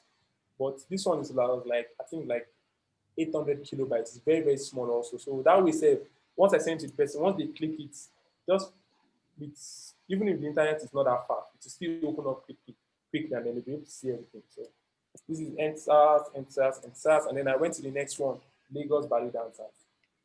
And if you go back to the beginning, NSAS, so now you know that we are in Lagos Ballet Dancers, and then I wrote the Lagos Ballet Dancer, and I started off with one of my best image there, also of the girl. It looked like a butterfly and all of that. So bam, like, ooh, nice. These people are dancing ballet on the streets. You sort of like know what the story is all about, first of all. Dancing ballet on the streets of Lagos, which is very, very rare. And then I started off, this is close up, portraits, close up also, action. This is symmetry, but still like environmental shot. And then boom. You can see that this one is just 1, 2, 3, 4, 5, 6 images, and I'm done. So you also apply the pace to select the images you put up here. Yes. On my wall. So next page, you know now it's on my wall. And then boom, the same format I use for all of them. It's the same thing. Basically just copy the first format and just paste it here and then change the wordings and everything. So first image, boom, this is one of my most popular image for on my wall. So that's what I used first. Everybody knows it. When they see, they know this is Benson's work, bam. Then I went on to the next one, 2, 3, 4, How 5. did they allow you to do these pictures, Benson? Yeah? How did they allow you to do these pictures? Because this How did is they- like, yeah, because it's like in Benin now, when the Oba wants to do things like this, you are not allowed to go really close to some of these things. You are restricted. So how did you get access to these guys? They were doing a festival called Charlie Water Festival. I believe most people know Charlie Water. They were doing a festival called Charlie Water. Okay, I think you're signed in twice, maybe from your phone, right? I'm not sure. Hold on. I can see Benson here twice, but it's okay. You can go ahead. I think the sound is normal now. Yeah, fine. Oh, sound is normal now, yeah? Yeah. Okay, so they're doing a festival called Charlie Water. I would say, okay, let me see, they're doing it next week, Wednesday. Next week, Thursday. Today is Thursday. So next week, Thursday, there's a festival called Charlie Water Festival. And a lot of people used to come for Charlie Water. So I was like, okay, I was researching on Charlie Water. Like, if I go to Charlie Water, what am I going to photograph? What is Charlie Water? How did the festival come about? What's the history of Charlie Water? Let me know everything about Charlie Water. So as I was researching Charlie Water, I figured out that Charlie Water was like it was like a youth festival. This is the main festival. The main festival is Homowo.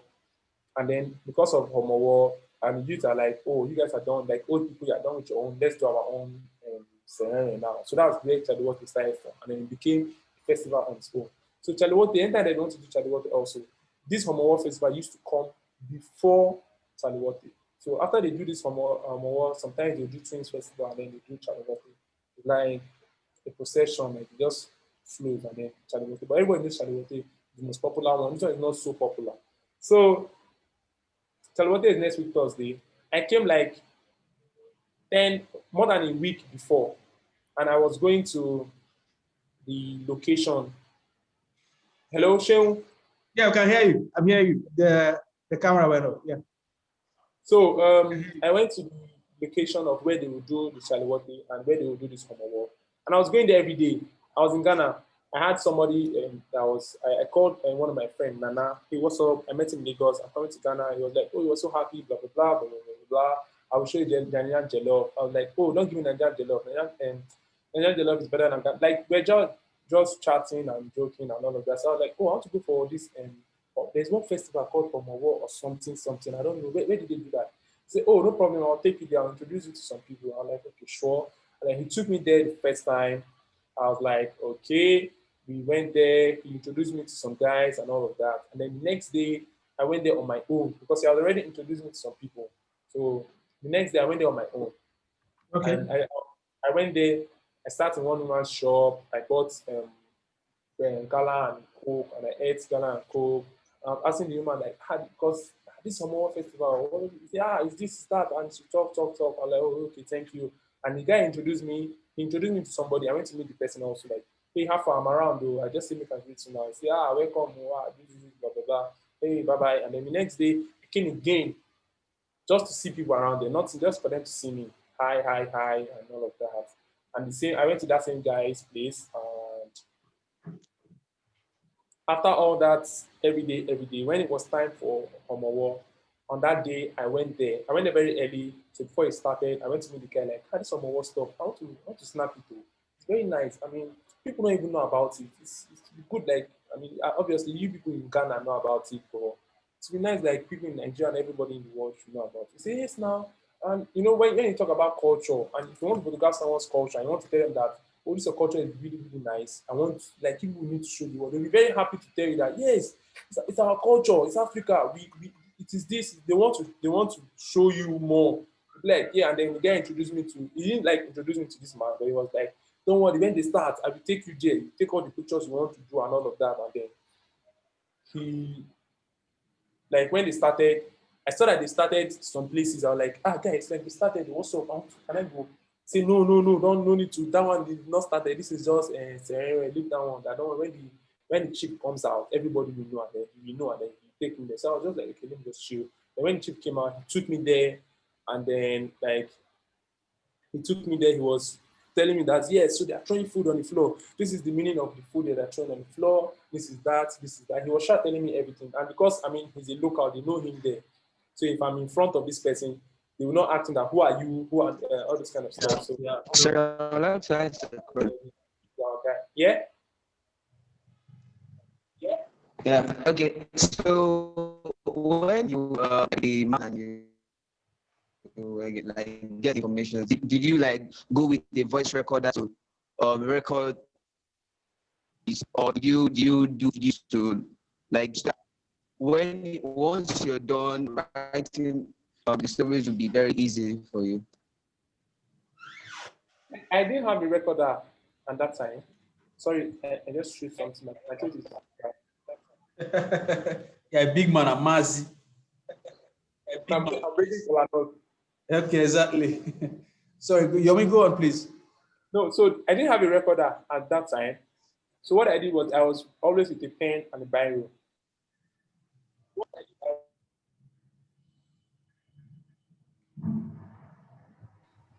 Just a small It's like jotter like this size. And then I'm my All right. and I hear something like I'll just write it down. Or maybe something that I know at home, I might not be able to write down all these things. I just switch to video mode. I just make a video. I'm not using the video, I'm just using the video for audio purposes. And I'll just make a video and then they'll just be talking to the video and they'll just talk.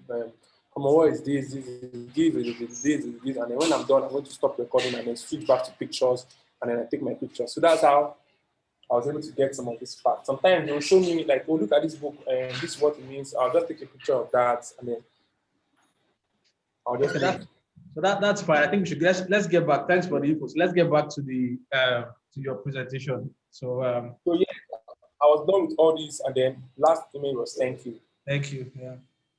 Yeah. So Yes. Before you run away, somebody asked earlier that how can you assess format? Yes, I think it was Godwin that asked that question earlier. That how do you assess format if you want to build a website? Yeah. I think I wrote something about it. Yeah. How do I get a format platform website? Thanks. So maybe later in the conversation you talk about that. Yeah. Yeah. So let me just run through. We're almost done with the presentation. Yeah. So the multitude of it, but this is not set in stone. Begin with your best image, second, and end with your second best image. Separate different bodies of work, give images room to breathe, get external feedback, and work utilizing the best advice. So when I was done with my own portfolio, I'll send it out to my colleagues or my friends. Like, hey, what's up? I did a portfolio on NSAS. Just let me check them out. Just check through and just tell me maybe something that is wrong or something, because it's always good to get feedback. And then sometimes they'll be like, oh, this is perfect, but I thought you had an image of a so person now. I'm saying that image is very, very strong. I'm telling you, you have to put that image. And I'm like, hey, are you really sure? Yes, yes, yes. And then I'll put it. When I put it, I send it back to the person. Then I'm like, oh, this is perfect now. And then I'm like, okay. And I'll send it to somebody else, maybe like 2 or 3 other people for me to get feedback. And then obviously I'm not going to use all the feedback, but I mean, if the feedback makes sense, you use it and then we work and then send it out. So artist statement, what's an artist statement? What should be in an artist statement? Artist statement should like generally introduce your work.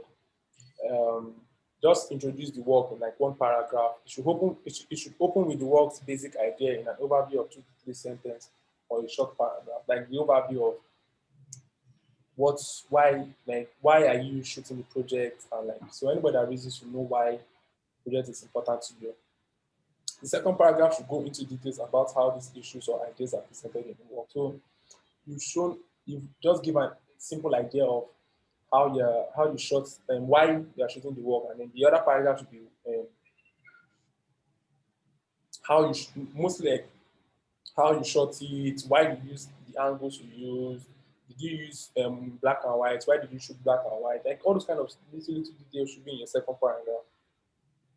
You can also include why you created the work and its history, your vision, what you expect from the audience, how your current work relates to your previous work, how your work fits in with the history of art practice, sources of inspiration for your images, how this work fits into a series of longer body of work. This way you can use your portfolio to request for grants. So that's all these ones. It's not like you have to use all of them. You can use anyone. You can this sources of inspiration for your image. This work, Medina Doga, if you read the artist statement, she spoke about it that she saw JD's work and she liked it and she was trying to recreate it in a modern way. So she gave her source of inspiration in the artist statement. So you can also do that.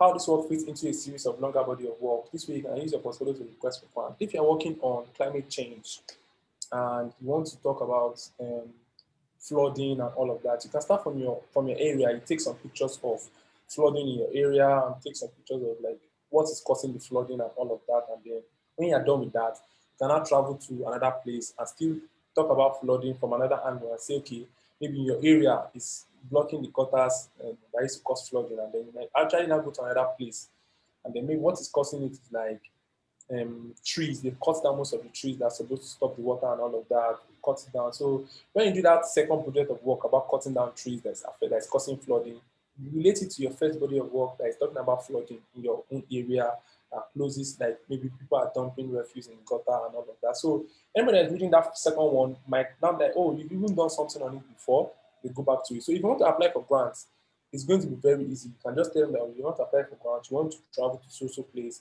and continue your projects. This is the first part of the project, this is the second part of the project. So that way they already know, oh, this person is working on a long-term project on flooding. And look at his first work, look at his second, and then it's going to be very easy for you to get the grants. What to put in your portfolio, the images. Renaming your images makes your portfolio look organized. A good way of renaming your images would be last name, first name, 0001, title of work. Yeah, you can remove the 001, you can just leave it. But if you want to, if you take pictures on your camera and put them on your laptop, they will obviously come out as like image 0891 or like DSC or whatever. Yeah. So when you are done editing and you want to export, try and just name it like Benson, Ibeabuchi, Homo War 2020. So once they see the picture, they know that, oh, it's Benson that took this work. We shot it in 2002, and then title of work is Homo War. So it's easier for them to like. If I say send your pictures, not body of work now, send like single images, 4 or 5, like 10 different people, and 10 of you send like images, and none of them are written with your name. All of them are like image. When I download all of them, I won't know which person's work is which, so it's going to be confusing. So 8 to 12 images per series, or maybe 15 at most. It's really strong series because showing too many images may just be too tiring for your audience. Captions should be short and poignant. First image in the portfolio should reflect the core of the series. Last image is second best and should be gentle or promote introspection. Show a landscape environmental shot of the location to give your series context. That's like PACE, PACE, environmental. So most of the time, I mean, it's not always necessary, but most of the time, just take like environmental shots so people know where Took it from. what pictures is taking place here. Include images that show everyday life of the subject, action, everyday life. So if you are photographing a project, that's why they say you should just be in the be present in the space, flow with them, talk with them, and then just relax back and just allow them to do their thing. Just no, I'm not here. Do what you normally do every day. I'm not here. Don't try to stage the images too much. Just allow the person to. If the person walks like this, take the picture of the person walking like this and just flow with it. Photograph objects and things because sometimes objects can highlight a different aspect of the issue that speaks louder than faces. So that is close up that I was talking about. So portrait, action, close up, environmental. So that my so if you can't, I want to Okay. show an example Okay. like this. Can you see this one now? Yeah. Close up of the shoe. So what I was trying to show is that they are dancing ballet in Lagos, and like they are using like minimal resources. They don't have like proper ballet clothes and all of that. So I did a close up of just this her legs. Just so when you see it, you know that okay, these people are actually doing the ballet perfectly. Their legs are straight, but their shoes are not so good. Like everything is just when you see this image, you'll be able to relate it to like this image, this is her leg, but then like, this is like close-up shot of also the same leg and all of that. So yeah.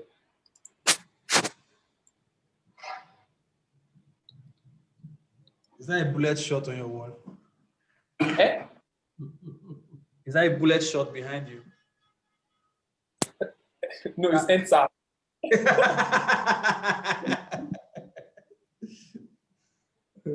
What not to put in your portfolio. So we've spoken about what to put in your portfolio, artist statements, pictures, how to arrange them, what not to put in your portfolio. Please, please, please, don't put referee, vote of thanks. This is not, you're laughing, but it's real. Because, you know, I worked at AAF, I worked at Lagos Photo, and I've seen so many portfolios. That's how I even started this whole, creating portfolio and why it's very important. People who write portfolio and say, I like to thank my brother and my mom for getting a first camera. Bro, you know, let me put it. Maybe when they're interviewing you, you can say it. Not in your portfolio. You're not saying, I want to thank my mom and my dad, my brother, and my girlfriend, my fiance, my wife. It's a lot. It's not photography related, so don't put it. Any education prior to university, unless it's pertinent to photography. This is when you're writing your CV. When you're writing your photography CV, it's different from your ordinary CV. Your photography CV should contain mostly photography stuff. Maybe you can put your university degree and just you start from a university degree or something. And don't put your primary school, your secondary school, your WAEC result and all those things. Instead, maybe during your WAEC, you wrote a course called Photography 101 or something like that. And then you can put it. If you didn't just so that's your photography portfolio. And then stop putting illegible font. Now you guys can see my slideshow. Yeah. Text, the font is very easy, but this illegible font, this one, yeah, nobody can see it. Me, I can see it because I wrote it. But if you now send it to WordPress and the judge is one old man that is using glasses, he cannot read your work. He's going to just move it away. Yeah. So the images, blurry images. So you shouldn't put blurry images unless conceptually integral to the entire body of work. Don't put blurry image. But if you remember, during my own, when I was showing you my answers, there was one blurry image I put. Yeah. I purposely left that one there because I purposely took that picture. So it was part of it. So I know what I took. So anybody that's watching all the series will know that, oh, it was not a mistake. I knew what I was doing. So unless conceptually integral to the entire body of work, don't just take blurry images and put in your portfolio, except you know why you're putting the blurry image there. This one is just like fingers in short, like when you're taking pictures and there's a frame and somebody's hand or something, like distraction and all of that. Consistent post-processing, e.g. color grading. So if you check out my own portfolio also, you see that the colors are almost will not make one and make it yellow. The yellow will be very saturated, and then the red will be no. Everything has to be consistent. Images with artifact or glitches, like all these images that like they have like stain on them, or like there's a mistake or something like that. Consistent placement of images unless conceptually linked to the body of work. Like I said, when I was showing my portfolio, all the images were on the right, and I put like the captions on the left. All of them were like that. They were all consistent. So when you're going, you know how to just Benson. It's the same thing. But you can decide to put one on the left, put one on the right. You can decide to shoot a project called Jaga Jaga. That's the one. And then when you're showing the work, you can put one picture left, put one right, put one medium, put one left, anyhow, scatter it. Anybody else looking at that, well, I mean, that's the name of the project, Jaga Jaga. So all the pictures are going to come out Jaga Jaga. But then you can now say, project Jaga Jaga, how these pictures look like they are Jaga Jaga. But when you print them and put them together, it's going to show you something. I don't really understand. Yeah. I decided to put one picture halfway, yeah, and put the other half in the other part. Then put one from bottom like this and put the other one from the, like something. So you have to write something like, if you print out these images and then join them together, you're going to see the full image, something like that. It's going to be very, very nice. Images that were not shot by you. Yes, some people have done portfolios where they put images that wasn't. They just went on Google, saw one image, downloaded it, and put it in their portfolio. I have seen it a million times. Documentary, street, everywhere I've seen it. I'm like, I know this picture, and I know who took these pictures. Is it this guy? It's not this person, and then I'll research it. I think there was one time someone submitted, was it Kabeni's picture? At AAF one time, I think it was Kabeni. They downloaded Kabeni's work and put it in their own portfolio. I'm like, even if they close my eye, I know Kabeni's work anyway. And I checked it was Kabeni's work, and then you now put it in your portfolio. That way, said you can just even blacklist your name and be like, this person is a criminal. The formats, unconventional size and portfolios over 50 MB. I talked about like putting like file size. It shouldn't be too large, except you are sending your images for print. Obviously, you send it higher down, you know you're sending for print. But if you just for portfolio for viewing sake, it shouldn't be too loud, too big. The aftermath, typographical errors and grammatical errors. So when you're writing, most photographers these days are actually getting better at writing, but before it was very hard for photographers to write. You cannot just write images. You cannot just they can't write well, but you know how to write. So you get a Script writer. friend there's a good writer. Write your stuff, write everything you want to write, and then you can just share it with them like, hey, what's up? Can you just send me and check like grammar errors and all those things? So you just check grammar errors and like check everything, and that's what they will do. And then they tell you that, oh, it's supposed to be this, not that, or something like that. So those simple, small stuff that you might have missed out. That's why you also, when you're done with your portfolio, send it out to your friends, then you check the pictures and read it. Some of them might see if there's a place you're supposed to put comma and you didn't put comma and all of that. So what makes you a good photographer is determined by 3 elements, and they dictate the way you become successful. You need 2 of these. Out of these 3 things, you need to do 2 of them to make you a successful photographer. In my own opinion, do good work, deliver images on time, pleasant attitude to work. If you do good work, maybe you are shooting for an agency and you do good work, your images are mad, but you don't deliver the images on time and you have a very bad attitude towards work, they will stop working with you. You're not the only photographer on planet Earth. They will look for somebody else. If you don't do good work and you deliver on time, but then you don't have pleasant attitude to work, nobody will work with you. But if you do good work and you have pleasant attitude, like attitude to work, and you don't deliver images on time, they will kind of overlook it. They'll be like, oh, he's a nice guy. Maybe he's working on something else, or maybe something delayed me, or something like that. You know. Or if you do good work and you deliver your images on time, but even if you don't have very good attitude to work, they might still overlook it. They'll be like, I mean, his work is really good and he delivers on time, but this attitude is a problem. You can still manage him somehow. So you just need to do 2 of this stuff. Funding. An Igbo boy, so I have to put funding inside. It's very important. Because I mean, yeah, doing photography is very Yes, so, yes, yes, photography is very yes, expensive. facts. Very, photography is very expensive these days, and if you are shooting personal projects, if you are relaxed, if you are not looking for money, if you are not hungry, you're not, your gadgets are okay, you'll be able to shoot those work. But if you don't have gadgets, you're hungry, maybe you're like the breadwinner in your family and people are calling you for money and all of that, there's no way you'll be able to concentrate on shooting your work. You'll be distracted somehow. So if you have some kind of funding to help you. So grant writing, questions to ask yourself, why do you want a grant?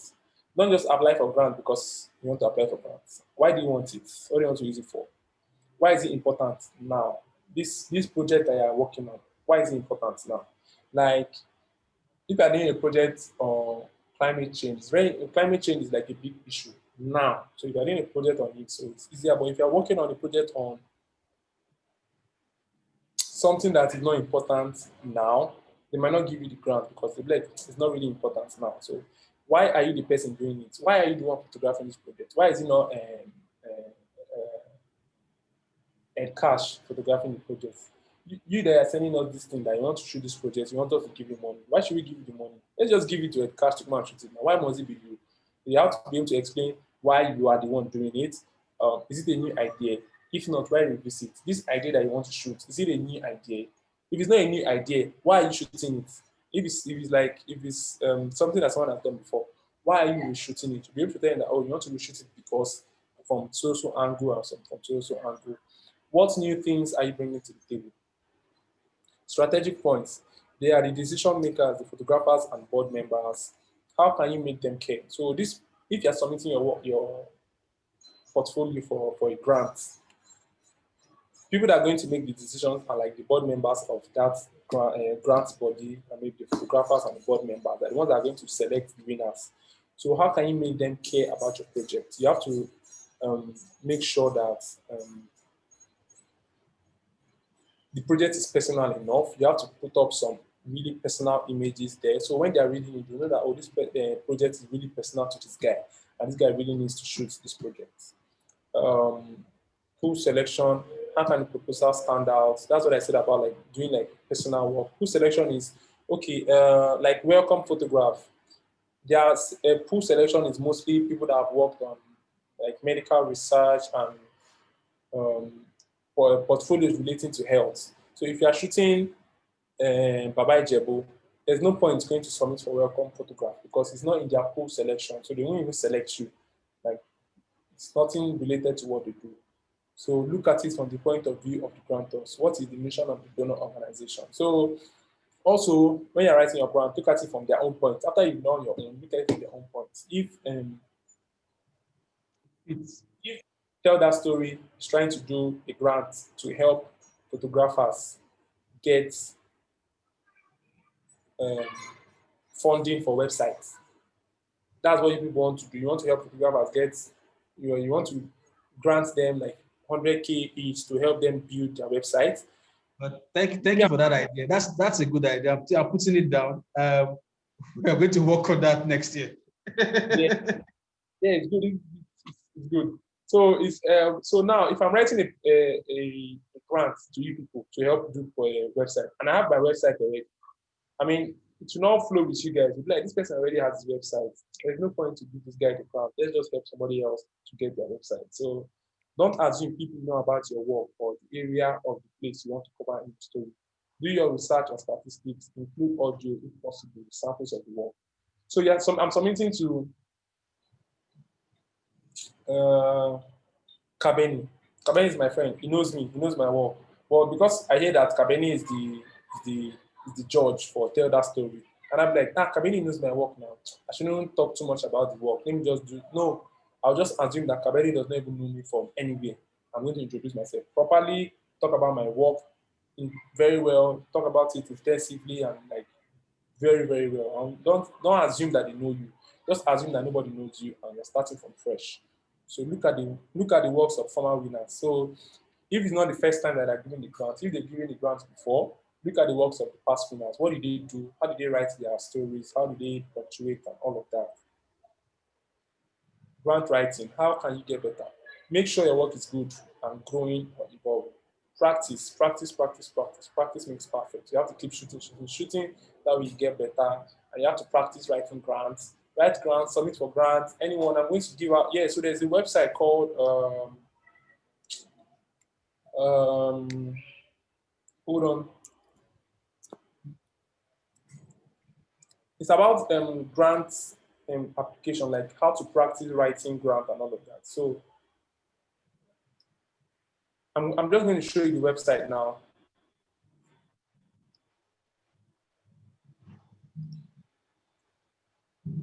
So this is the website. It's called app.picta.com. app.p like PIC. Okay.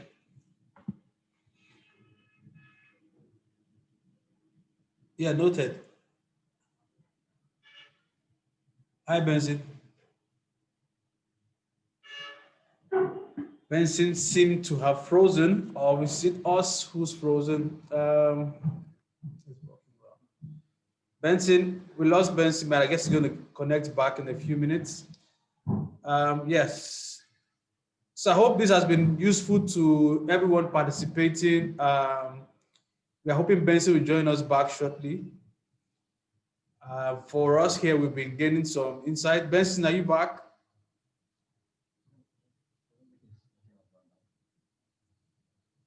Okay. Benson, are you back?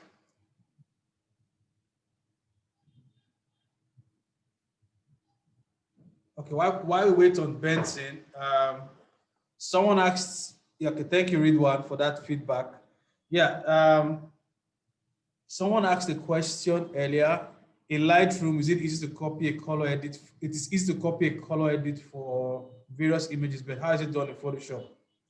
Well, I think that's for almost like a separate class. yeah. That wouldn't cover here.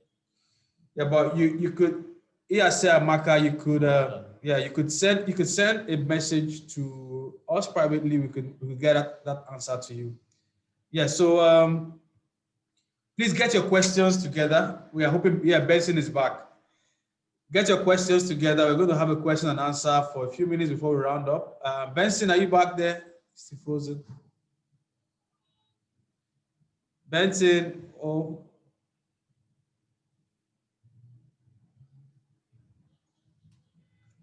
Let's hope Benson gets back here.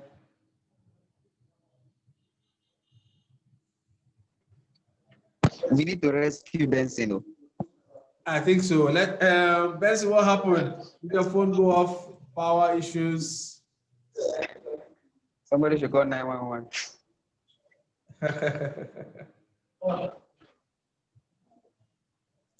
Big Chris. Chris Honor, I can see you there. Can you come up? Let's see your face.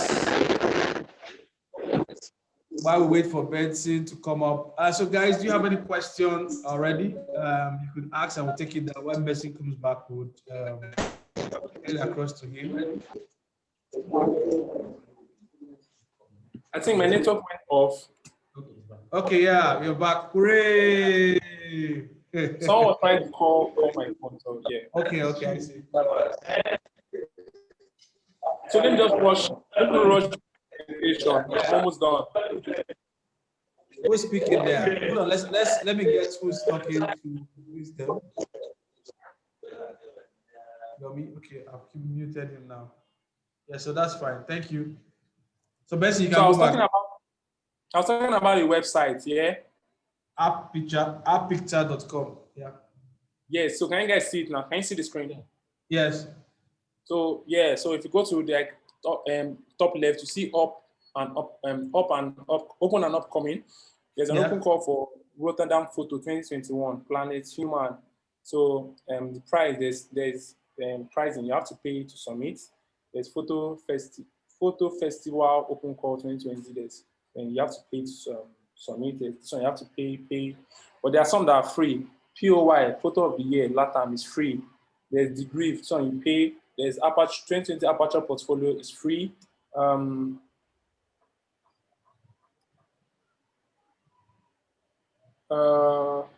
WordPress is open now. It's free. Online Nikon No Academy. You can apply for that. It's free.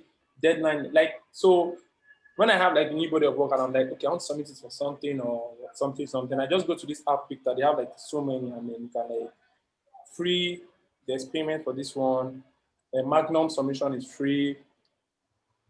What you want to do, all you want to do here is that this app Picture also helps you put your portfolio together. So because of me, I've been using them. If you go to level, see submitted.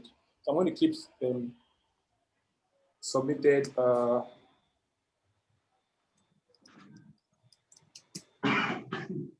You can see that I submitted for Museum of Contemporary Photography Portfolio Review 2020. I submitted on November 19th. I submitted for Magnum. I submitted for this. Like, this was even in 2018. I've been using the website since. I submitted for WordPress in 2018 also. If you go to your project left, you can now see that you have, like, I have my Lagos Ballet, you never learn. You can decide to do a new project, and then you add your images. They'll tell you to add images. You add your images, they'll tell you to put caption, they'll tell you to put text, like everything I've been explaining, they'll tell you to put everything one by one. So that way you see your whole stuff, your bio, your name, everything is all listed out when you're trying to set up your app Picture. So I suggest, I'm going to say everybody should go to this app.picture.com and try to like sign up and register and do all of that. Because even if you open like this, you see on the right, you see download. It's going to download all the pictures.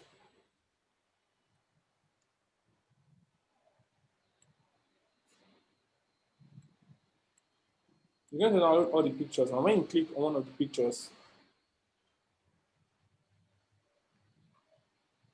it's not, hold on.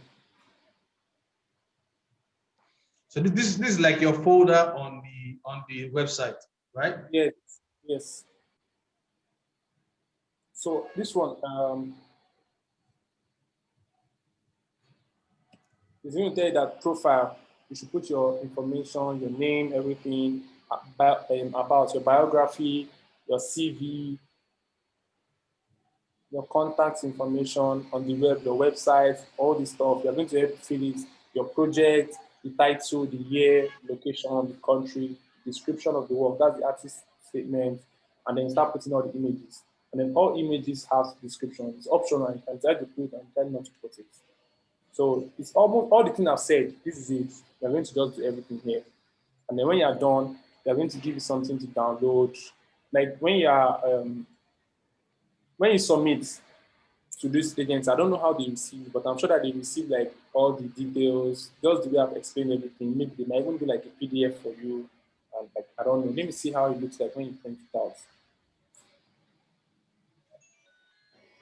So can you see my screen? Yeah. Yeah, we hear you loud and clear.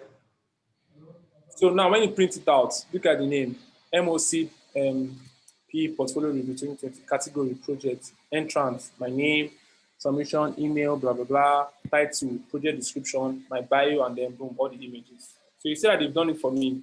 All the things I said, they've done it for me. So you can do it yourself, or you can just come to this website, do it, and then.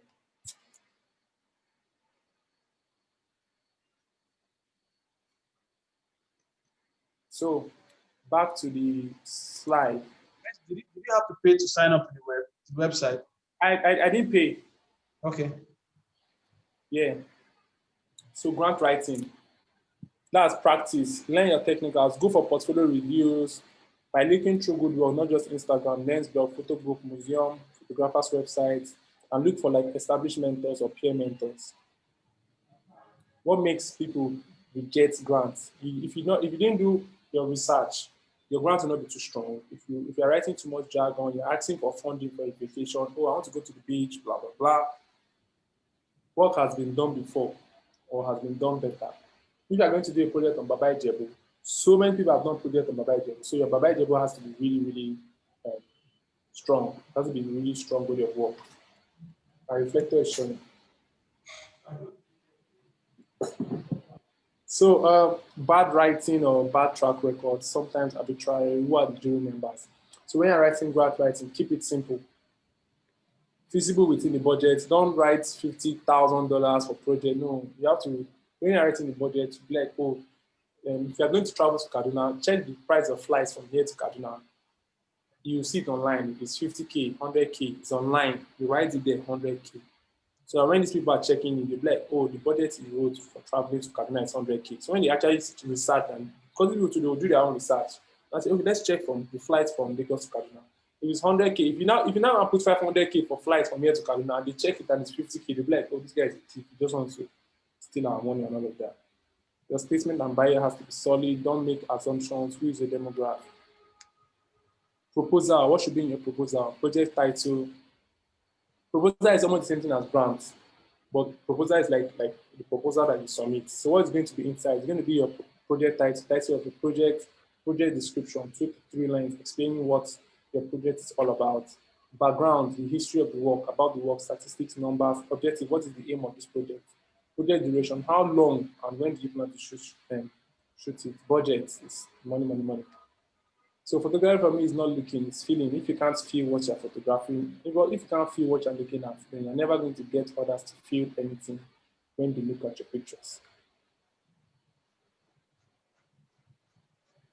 Thank you. Wow, that is an excellent one. So let us pat up for him. You see why they call you Mazi? Thank you very much. Very insightful. Let me bring my red card. Where's my red card? Go and bring your red card, your Mazi card, please. Go and wear it, please. But thank you very much, Benson. Hold on. Okay, we are holding on for you.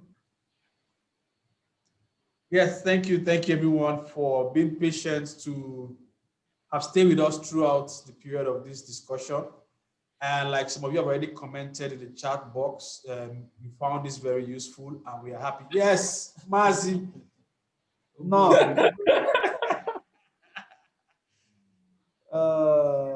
Okay, yes, okay. Thank you so much for the insightful presentation.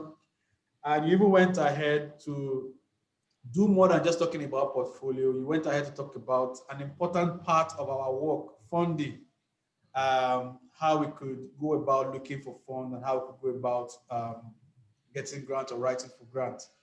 Hopefully, the cost of next year, early next year, by His grace, we would get a real life session on how to really write proposals, how some people can get to write proposals and apply for grants so they could get funding for their work. And you also gave us an idea, which you're actually going to work on by His grace next year and look for funding to help photographers have their own website.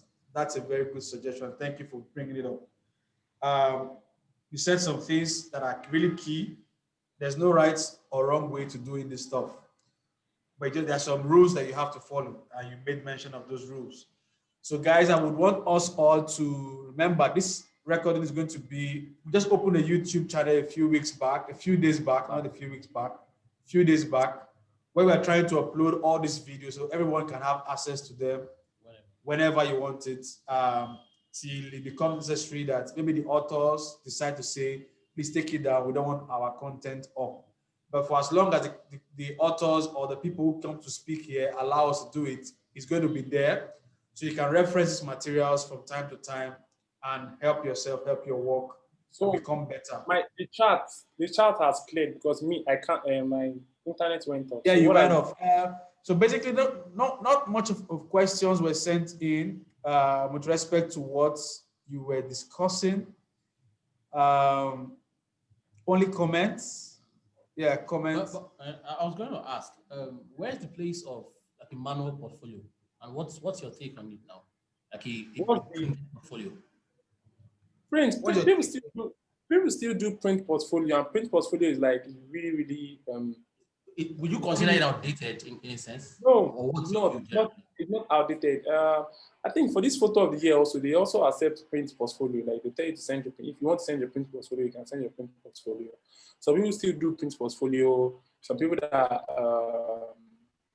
if your work is kind of like it's always nice somehow if you go for like a portfolio review section and there's everybody there and everybody's using their laptop and you actually come there with your own book.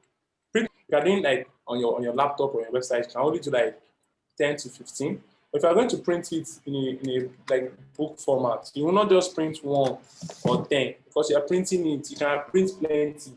So the person can like literally just because now it's going to be like it. So the person can like literally just flip through, and flip through. So print portfolio is really also good. It helps you like add more images to your work. I think more like there's a personal experience going through the photographs.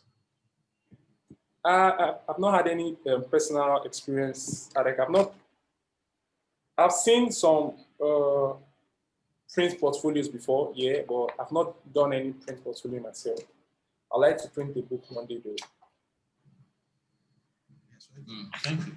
Any more questions? Yeah, any more questions from any of the participants?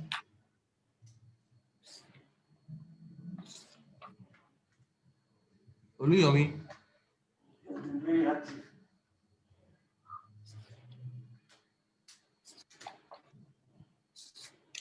Are you there? I'm here. Yeah, go ahead. You have any Yeah, questions? I'm here. I'm running out of data. Oh, Okay. sorry. Yeah, I'm running out of data. So I think I will have to power because they just let me have like 10 MB left. But it's nice being part of this. Well, I'll keep the question to myself. When next we have this. You could send them in. Send them to Tell the Story Instagram Okay, page. okay. Send them to Okay. Yeah, you could actually send the questions to our Instagram page, Tell That Story _. Or you Okay. could go to Facebook and look for Tell That Story also. There you could also put your questions. Yes, because it's also live on Facebook, so you could actually go there and put up your questions, whatever it is you want to share there. Yeah. Yeah, so it's been live there. So Benson, the other question, you talked about, I actually wanted to ask you about how do you source for funds, but you've actually gone ahead of us to speak about that. And the other important thing is you talked about research. For you, aside doing desktop research, what other kind of research do you conduct before you embark on a project? books. Okay. Buy books. Okay. Read up. Test. Yeah. Okay. If you use Pinterest, Okay. if you want to work on, I am interested. Yeah. if you want to work on protests, just go to Pinterest and type Hong Kong protests or something. They'll show you different kind of images that different kind of people have worked on. So you see what different people have worked on. So that way, you know what people have worked on before. So you are not going to work on what people have worked on before. I don't know what I get. Yeah. So I use Pinterest a lot. I use Google. I use books. Like anything. You can research from anywhere. You can also go outside to ask people if you are going to work on a water project. Go outside, talk to the people that are in charge of water and all these people, and they'll tell you. Yeah, okay, that's good. Thanks for that response. And there are some questions here. Yasmin Kazim asks that for a stronger portfolio, is it smarter to always work in series or with just single images? No, it's a series. Now, once it's a portfolio, you have to work in series. Okay. You have to work in series. Okay. Then Big Chris is asking, do you create your portfolio immediately after you are satisfied with your images, or do you wait until there's an opening? No portfolio is finished. No work is finished. No project is ever finished. There's no beginning. There's a beginning, but there's no end. No portfolio is finished. Once I'm done, when I was shooting the end SARS protest, somebody said I should send some of my images. I did a portfolio halfway. Sent it to them. They saw it. They commissioned me for something else. I shot. After the end of the whole protest, somebody else asked, I redid my portfolio. Now it's up on my website, and I might still go and add some images to it. I might go out and then maybe I witness police assaulting somebody, and I have a picture of that. I want to add it to my website. Like, I'll add it to my portfolio. I might take that one picture and add it, or I might just add it. So no portfolio is ever finished. You just keep working and working and working. I mean, Andrew, I used to follow Andrew closely. He has been working on this football series since like forever, and he's still working on it. He has done exhibitions and he has done books on the football project, but he's still working on it. Yeah, so that I think the answer to that question then is whenever you do a project or you're on a series, you can create a portfolio out of it. It doesn't have to be a call or an opening. Just prepare it down. You could remove, you could add as you go along. Yeah. Then someone else asks here to everybody here, say, does anyone know how to navigate Shutterstock? That's Michael Ogungbemi. I don't know a lot. I know that Shutterstock is like, you just go to their websites and look for contributor or something. I think they'll just tell you to send some of your images and all of that, and then you put your account number and all those stuff. I think Shutterstock is you sign up. I think you sign up. After you sign up, then there's a part where they tell you to upload your images. Then they tell you the size of the image they want, the resolution, then the kind of info they want from it. But I think it's just basically you have to sign up first, then follow the instruction they are going to give you. Yeah, I think so. Yes, that. So any other person? Okay. He said they rejected mine twice. Yeah, just keep applying now. Keep applying. It never stops. I've been applying for WordPress since 2017. I don't think they've even nominated me before. I don't think they've even seen my work. But guess what? I'll apply again this year. Exactly. And next year. And next year. And not stuff like that. Until they say, this guy, he's been applying since. Just come. Come and collect the nomination. That's why you give us a link. Yes, it's important. We shouldn't give up. And always keep trying. Yeah, it's never too late. Never too much. Yeah. So, do you have any other thing right now? So, Michael, you can ask. Hey, it's nice to. I can't see you, but it's nice to meet everybody. But you can ask Toluade. Yeah, that's her name. Toluade. I think it's Toluade _ or Toluade on Instagram. Just check Toluade. She's a photographer. She does Shutterstock. I know one time she did a workshop on Shutterstock, like how to get accepted. Hey, okay, you say you know Tolu. Yeah, just ask Tolu. She has done something on Shutterstock before. Yeah, so yeah, you can ask her. Okay, Michael, that's your face. You're very handsome. You're a chopper. I know.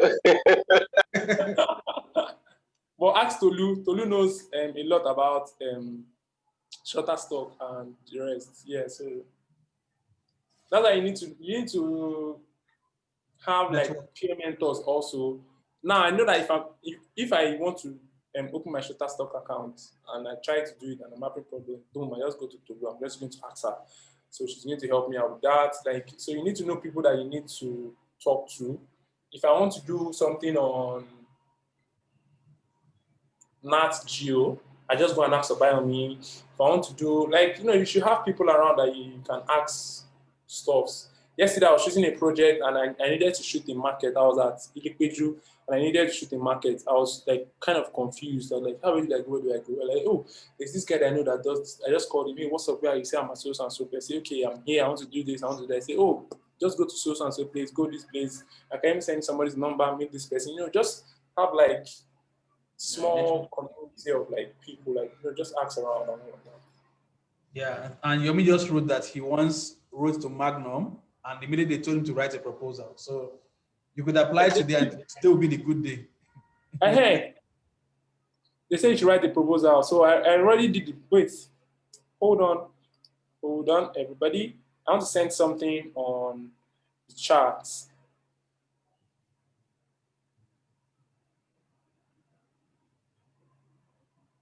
Is the slide I was reading. Okay. Yeah, so you guys can have it. So you just click on that file thing, I think, file. Yeah, I've Or seen if you it. can't, yeah. So if it's not attaching, then you can send it to me. I forward the email to everyone that signed I up. applied. Yeah. Yeah, it's on the chat now. I've sent it. Okay.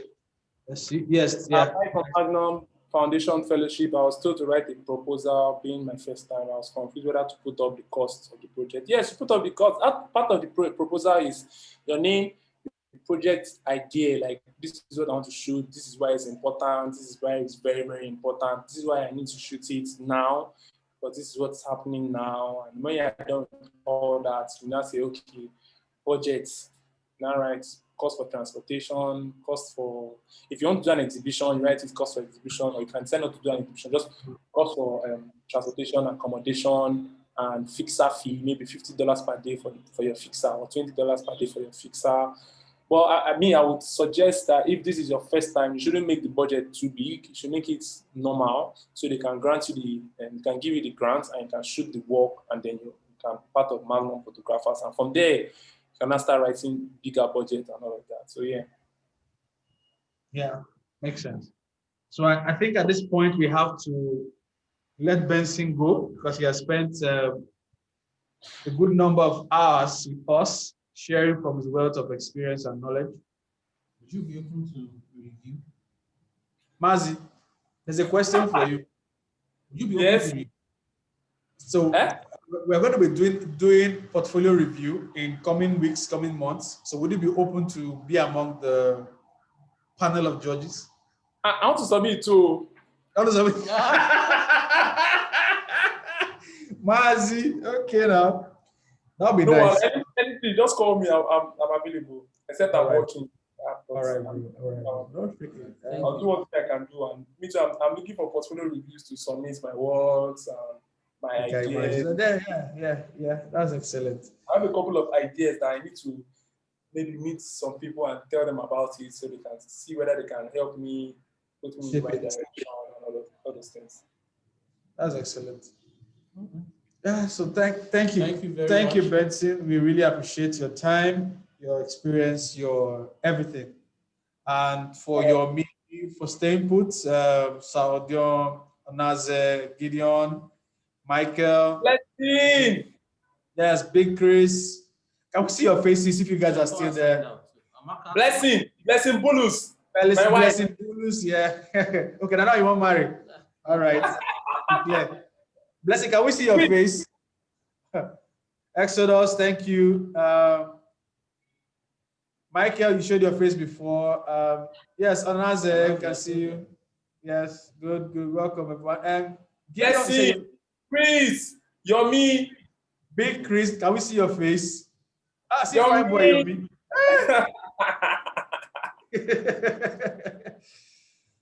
Blessing, okay. Oh God. Okay now. Who else is there?